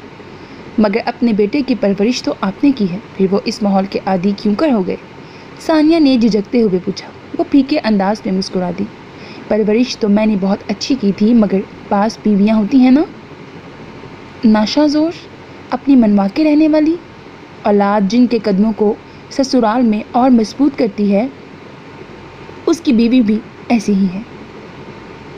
जन्नत की राह पे चला नहीं पाई शौहर को। खाना लग गया है, आपको भूख लगी होगी, ले आऊं? उनको आजरदा होते देखकर सानिया तेज़ी से बात बदल गई और उन्हें भूख तो कतन नहीं रही थी, मगर महज उसका साथ देने के लिए अस्बात में सर हिला दिया तो वो उठकर टेबल की तरफ बढ़ी। दादो के लिए खाना सर्व करके वो अपनी प्लेट में चावल निकाल रही थी जब उसके पीछे कोई खंकारा। Excuse me. वो बरदाना आवाज़ पे बेसाख्ता पलटी। मॉडर्न हुलिये वाला जवान लड़का उसी की तरफ मतवज्जा था। सानिया को ख्याल आया पूरे फंक्शन में वो आयज़ा के साथ घूमता और ख़ुद को उसका आशिक नंबर 1 जाहिर करता रहा था। उसे मुस्कुराते हुए मुसलसल अपनी तरफ मतवज्जा पाकर सानिया के तासुरात में नागवारी दर आई। उसे नज़रअंदाज करती वो अपनी टेबल की जानिब बढ़ने लगी थी कि गैर मुतवक्का तौर पर वो उसके रास्ते में हाइल हो गया। सानिया बदिक्कत संभली थी और बेयकीनी से उसे देखा। क्या मसला है आपका? उसे शदीद गुस्से ने यकलख्त ही अपनी लपेट में लिया था। बेहद नागवारी से पूछा। आप? वो इसी मुस्कुराहट के साथ पुरएतमाद अंदाज में बोला। लहजा भर को तो सानिया बात भूल गई, फिर खुद को संभाल कर दुरुस्तगी से बोली। आप मुसलसल 2 घंटे से जिस मसले में उलझे हुए हैं उसी को सुलझाएं। मैं ना तो इन फजूलियात में पढ़ने वाली लड़की हूँ और ना ही आपके टाइप की। Now excuse me. उसका इशारा आयज़ा की तरफ था। आप शायद मुझे जानती नहीं हैं। मेरे डैडी इस मुल्क के टॉप के इंडस्ट्रियलिस्ट हैं और मैं उनका इकलौता वारिस। वह हनूज़ उसके रास्ते में था। तफाखुर से अपना तारुफ कराया। वो तमस्खुराना मुस्कुराई। अच्छा, कितने हज उम्रे किए हैं आपके डैडी ने, और आप दिन में कितनी नमाज़ें पढ़ते हैं? इस कदर गैर मुतल्लिका सवाल पर वो गड़बड़ाया। क्या मतलब? मतलब तो आप अच्छी तरह से समझ आ ही गया होगा। मिस्टर, अब आप मेरे रास्ते से हट जाएं। वो संजीदगी से बोली। और अगर ना हटूं तो? वो उसी कदर गैर संजीदगी से बोला। तो फिर आप बहुत घटियापन का सबूत देंगे। सानिया ने इत्मीनान से कहा तो उसने अपनी तरफ से जैसे धमाका किया। आप मुझे बहुत अच्छी लगी हैं, सब लड़कियों से अलग। मैं आपसे दोस्ती करना चाहता हूँ। मगर सानिया के एतमाद में कोई फ़र्क नहीं पड़ा। वो निगाह घुमा के उन दोनों की तरफ मतवज्जा आयज़ा के पूरे ग्रुप को देख चुकी थी। मगर आप मुझे कतन अच्छे नहीं लगे। दूसरा ये कि मैं लड़कों से दोस्ती नहीं करती। वो आराम से बोली और उसके कदरे साइड से होकर निकल आई। इस सड़क छाप अमीरजादे ने उसका मूड सख्त ख़राब किया था। ये सब उसे आयज़ा की शरारत लग रही थी। वो दादू के लिए स्वीट डिश लेने गई थी। उसने चमचे पर हाथ रखा और किसी ने उसके हाथ पर हाथ। मुझसे कहीं ना, खादिम किस लिए है? मुस्कुराता हुआ लहजा। सानिया की रंगत जट पड़ गई। वही अमीरज़ादा, मगर इस कदर वो बढ़ जाएगा ये उसने गुमान भी न किया था। उसके हाथ पे मजबूत मर्दाना हाथ की गिरफ्त और बढ़ी। ये क्या घटिया हरकत है? हाथ पीछे करो। हवास में आकर वो बोली नहीं गुर्राई थी। मगर उधर वही शिकारी मुस्कुराहट। उल्लू के पट्टे। हाथ से प्लेट रखते हुए सानिया ने जितने ज़ोर से हो सका हाथ घुमा के उसके मुंह पे दे मारा। कई आंखों ने यह अनोखा मंजर देखा। कई कह कहे थम गए। थप्पड़ खाने वाले की ज़िंदगी का भी शायद यह पहला इत्तफाक था। तभी वो सकते में आ गया।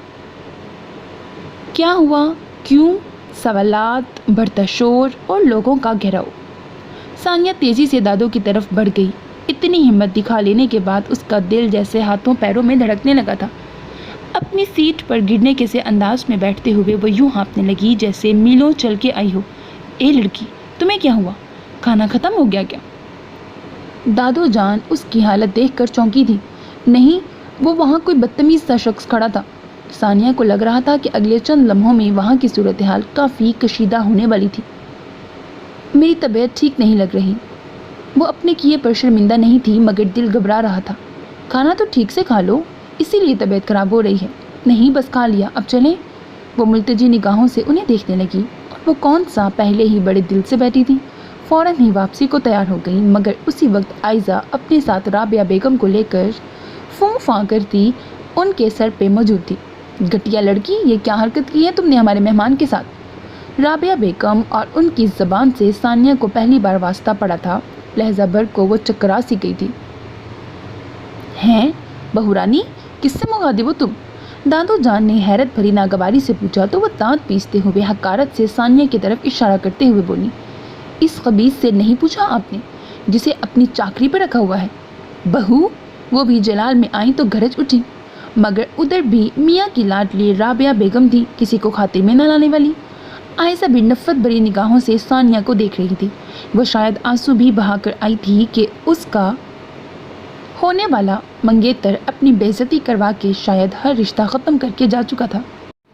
फारूक वारसी, करोड़पति शख्स का इकलौता बेटा, जिसे इस महफिल में एक मुलाजमा से थप्पड़ खाते कई आंखों ने देखा था।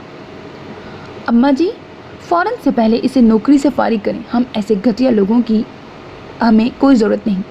वो चुटकी बजाते हुए तनफ्फुर से बोली तो उन्होंने खुद को ठंडा रखते हुए तहम्मुल से पूछा, अगर तुम मुझे बताना पसंद करो कि असल बात क्या है तो शायद मैं कोई बेहतर फ़ैसला कर सकूं। ये उन्होंने नफ़रत व हकारत से खामोश बैठी सानिया की तरफ इशारा किया और फिर उसी लहजे में बोली, इसने हमारे एक मुअज़्ज़िज़ मेहमान पर हाथ उठाया है। दादो जान ने सवालिया नज़रों से सानिया को देखा, जो खामोश तो बैठी थी मगर डरी सहमी नहीं। आहिस्ता मगर मजबूत लहजे में बोली, उसने मेरा हाथ पकड़ लिया था दादो जान, और फजूल बकवास भी कर रहा था। दादो जान ने फातिहाना नज़रों से राबिया बेगम को देखा, जैसे कह रही हूँ, देखा उसने अपने करतूतों के पीछे मार खाई। मगर उसी वक्त आयज़ा तिल मिलाकर दांत पीसती हुई जैसे गुर्राई, हाथ पकड़ा था, इज्जत पे तो हाथ नहीं डाल दिया था कि? आयज़ा, पोती की बात ने मिसेस रब्बानी को जैसे मनो बर्फ़ तले दबा दिया। वो सदमे की गिरफ्त में आई चंद सानियों तक गुमसुम सी उसे देखे गई। खुद सानिया जैसे उसकी बात सुनकर भड़क ही तो उठी थी। हमारे यहाँ तो इसी को इज्जत पर आंच आना कहते हैं, तुम्हारे यहाँ इसका पैमाना शायद बहुत आगे तक का है। उसका लहजा सुलगता हुआ था। देख रही हैं मम्मी, किसकी शाय पाकर ये इतना बढ़ चढ़ के बोल रही है? आयज़ा के तो सर पे जा बुझी थी। बस, दादो गुस्से से कहती उठ खड़ी हुई, चलो लड़की, मुझे मेरे कमरे में ले चलो। उन्होंने सानिया से कहा तो वो फ़ौरन उठ गई। राबिया बेगम सास को मज़ीद कुछ नहीं कह सकी तो बेटी को लिए फ़ौरन शौहर की तरफ बढ़ी। अब तो वही मामला संभाल सकते थे। वो फ़ौरन से पहले सानिया को बेइज्जत करके इस घर से निकालना चाहती थी। तुमने मुझे क्यों नहीं बताया आकर ये सब? उन्होंने अपने बिस्तर पर टिकते ही पहला सवाल यही किया तो सानिया जुज़बुज़ होने लगी। अब मैं पहले आकर आपको बताती, फिर उसे जाके थप्पड़ मारती। वापसी पर तो अपना कारनामा सुना सकती थी ना। मैं राबिया बेगम की तबीयत तो ठीक तरह से साफ करती। वो जिस तरह बोली उस पर सानिया को हंसी आई। अंदर दाखिल होता ईसा ठिठका। किस कदर शफाफ और बेरुहान सी थी कि खुद बहुत कदमों को रोकती थी। बहुत खूबसूरत, वहाँ तबाही मचाकर यहाँ कहकाहे लगा जा रहे हैं। संभलते हुए वो ऊंची आवाज़ में कहता अंदर दाखिल हुआ तो सानिया खामोश होकर दादो जान के सामने बिस्तर पर ही टिक गई। आप बताएं, क्या मुझे ऐसा नहीं करना चाहिए था? तुम्हारा दिल क्या कहता है? उन्होंने निगाह भर के उसके बेदाग पेशानी को देखते हुए नरमी से पूछा तो वो बेइख्तियार बोली, मेरा दिल तो कहता है कि मुझे एक और थप्पड़ मारना चाहिए था। ईसा उसे देख के रह गया। कैसी जीतदार लड़की थी। मैं ज़रा चेंज कर लूँ? वो ईसा को फरिश्ते की तरह मुसलसल सर पे खड़े देखकर बहाने से उठ गई तो वो गहरी सांस भरता उसी अंदाज में दादो जान के सामने बैठ गया। ऐसी होती हैं लड़कियाँ, शरीफ और शफाफ किरदार वाली। उन्होंने जताने वाले अंदाज में कहा तो वो मुस्कुराया। मैंने भला कुछ कहा? वो तो गवाह था सारे मंजर का। खुद भी इसी माहौल का हिस्सा होने के बावजूद सानिया की जुर्रत ने उसे बहुत मुतासिर किया था। कहते तो नहीं, मगर आधा पौना लिबास पहनने वालियों की बाहों में बाहें डाल के घूमते तो रहते हो। वो नाराज़गी से बोली, مگر اب بس دادو جان، اب آپ میرے ساتھ چلیں گی میرے نئے گھر۔ جو کب سے آپ کا منتظر ہے وہ ایک دم سے سنجیدہ ہو گیا۔ کب سے وہ ان کو پیچھے پڑا تھا کہ وہ اپنے گھر میں انہی کے ساتھ رہے گا، مگر وہ مانتی ہی نہیں تھی۔ اب بھی چڑھ گئی، وہاں جا کے دیواروں سے سر ٹکراؤں گی یا پتھروں سے؟ اوفو، آپ کی خادمہ خاص بھی تو ساتھ ہی ہوں گی، اسی کی شکل دیکھتی رہیے گا۔ نہ، انہوں نے صاف انکار کیا۔ اور ایک شریف اور شفاف کردار والی لڑکی ڈھونڈ لیجیے گا میرے لیے۔ یہاں رہوں گا تو میں اور بگڑ جاؤں گا دادو جان، وہ مسکراہٹ دباتے ہوئے بولا تو وہ چونکی۔ کھوجتی نظروں سے اسے دیکھا تو اس نے اسبات میں سر ہلا دیا۔ ثانیہ جو ان کی گفتگو ختم ہونے کے انتظار میں دروازے سے لگی کھڑی تھی، اس کا دل بے ترتیبی سے دھڑکا۔ یہ لقب تو ابھی ابھی دادو جان نے اسے دیا تھا، شریف اور شفاف کردار والی لڑکی۔ اس سے بھی تو پوچھ لو عیسیٰ مکرم، اسے بھی اپنے لیے شریف اور شفاف کردار والا لڑکا چاہیے ہوگا۔ دادو جان نے نیم دراز ہوتے ہوئے حسب عادت طنز کیا، مگر ان کا اطمینان ان کی مسکراہٹ سے ظاہر تھا۔ آپ اسے گھر واپس بھیج دیں اور مجھ پہ چیک رکھیں دادو جان، آپ کو اس کے مقابل آ کے دکھاؤں گا، وہ دعوے سے بولا تو جہاں انہیں ہنسی آئی وہیں ثانیہ نے بھی دل پہ ہاتھ رکھا۔ خدایا، یہ کون سا معجزہ دکھانے والا ہے؟ اچھی طرح سوچ لو عیسیٰ، یہ لمحوں کے فیصلے نہیں ہوتے، انہوں نے اسے خبردار کیا۔ یہی تو لمحوں کے فیصلے ہوتے ہیں پیاری دادو، ہمارے گھر کو ایک ایسی ہی لڑکی کی ضرورت ہے بقول آپ کے جو شفاف اور شریف کردار کی حامل ہو، تو پھر یہ کیوں نہیں؟ وہ بے حد سنجیدگی سے بولا تو اس ماحول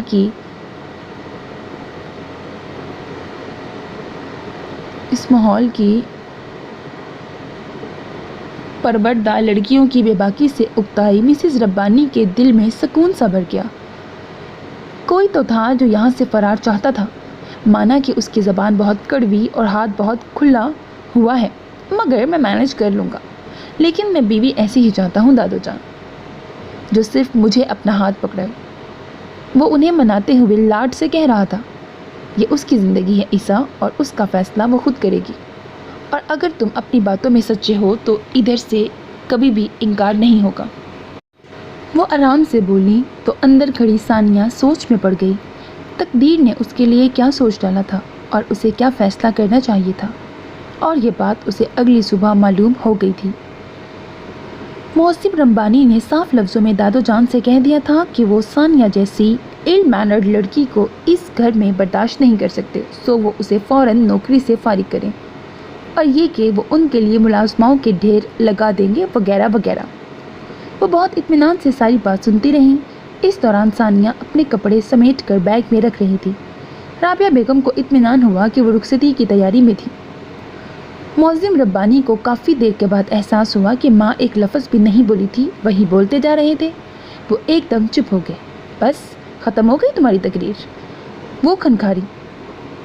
بیوی کی کاٹدار نگاہوں کے احساس سے وہ پہلو بدل کے رہ گئے۔ بات یہ ہے معظم بیٹا کہ یہ گھر اس لڑکی ہی کے نہیں، میرے بھی لائق نہیں رہا، مجھے بھی اس کے ساتھ ہی جانے دو۔ ماں جی کیا کہہ رہی ہیں آپ؟ وہ بھونچکا کے رہ گئے، کیونکہ اگر بڑی محفل میں کوئی غیر مرد میرا ہاتھ پکڑتا تو میں بھی یہی کرتی جو اس شریف لڑکی نے کیا ہے۔ تو جب میری سوچ بھی اسی کے جیسی ہے تو پھر میرے لیے بھی تمہارے گھر میں ظاہر ہے کوئی جگہ نہیں ہوگی۔ وہ بڑے پرسکون انداز میں کہتی انہیں سراپا ندامت بنا گئی۔ اب تک خاموش بیٹھے عیسیٰ نے خاموشی کی جھیل میں پہلا پتھر پھینکا۔ میں دادو جان کو اپنے گھر لے کر جا رہا ہوں۔ یہاں آپ کو کیا تکلیف ہے ماں جی؟ وہ بوکھلائے، جبکہ عقل کی اندھی رابعہ بیگم نے دل ہی دل میں شکر کا کلمہ ادا کیا، یہ سوچے سمجھے بغیر کہ بھری دھوپ میں چھاؤں دار درخت کا سایہ کام دیتے ہیں بزرگ۔ مجھے تو نہیں، مگر شاید مجھ سے دوسرے بہت سوں کو تکلیف پہنچتی ہو، اور بیٹا وہ مسلمان ہی کیا جس سے کسی دوسرے مسلمان کو اذیت یا پریشانی ہو۔ دعا کرتی رہوں گی اس گھر اور اس کے مکینوں کی عزت اور خیر کی۔ وہ آزردہ تھیں، اچھی طرح جان گئی تھیں کہ یہ گھرانہ نام نہاد ترقی کی کس راہ پہ جا رہا ہے، مگر ان کی سنوائی ہی کہاں ہوتی تھی۔ سو اب ٹوکنے سے بہتر دعا کرنا ہی تھا۔ اب اگر اماں جان فیصلہ کر ہی چکی ہیں تو پھر آپ انہیں مجبور مت کریں، انہیں تکلیف ہوگی۔ رابعہ بیگم نے شوہر کو تنبیہی نگاہوں سے دیکھتے ہوئے بظاہر آرام سے کہا تو وہ جتانے والی نظروں سے بیٹے کو دیکھنے لگی۔ پھر عیسیٰ کو مخاطب کیا، عیسیٰ جا کر ثانیہ کو حفاظت سے اس کے گھر چھوڑ آؤ، آگے جو کرنا ہوگا وہ میں تمہیں بعد میں بتاؤں گی۔ ثانیہ ان سے مل کر خاموشی سے اپنے بیگ کی جانب بڑھی جو اس سے پہلے ہی عیسیٰ نے اٹھا لیا تھا۔ وہ چپ چاپ باہر نکل گئی، عیسیٰ بھی اس کے پیچھے بڑھا۔ رابعہ بیگم نے بے حد ناگواری سے یہ منظر دیکھا تو وہ رہ نہ سکی۔ باہر اتنے ڈرائیور موجود ہیں اور آپ اسے عیسیٰ کے ساتھ بھیج رہی ہیں۔ ان میں سے کوئی بھی عیسیٰ جتنا قابل اعتماد میرے نزدیک تو نہیں ہے، انہوں نے اطمینان سے کہا، پھر کنکھاری۔ اور ویسے بھی عیسیٰ مجھے اشارتاً کہہ چکا ہے ثانیہ کی بابت۔ کیا مطلب؟ کیا کہہ چکا ہے؟ رابعہ بیگم کے کان کھڑے ہوئے۔ یہی کہ اسے ایسی ہی مضبوط کردار کی لڑکی چاہیے جو اس کی آئندہ نسلوں کو بھی سیدھی راہ پر چلا سکے۔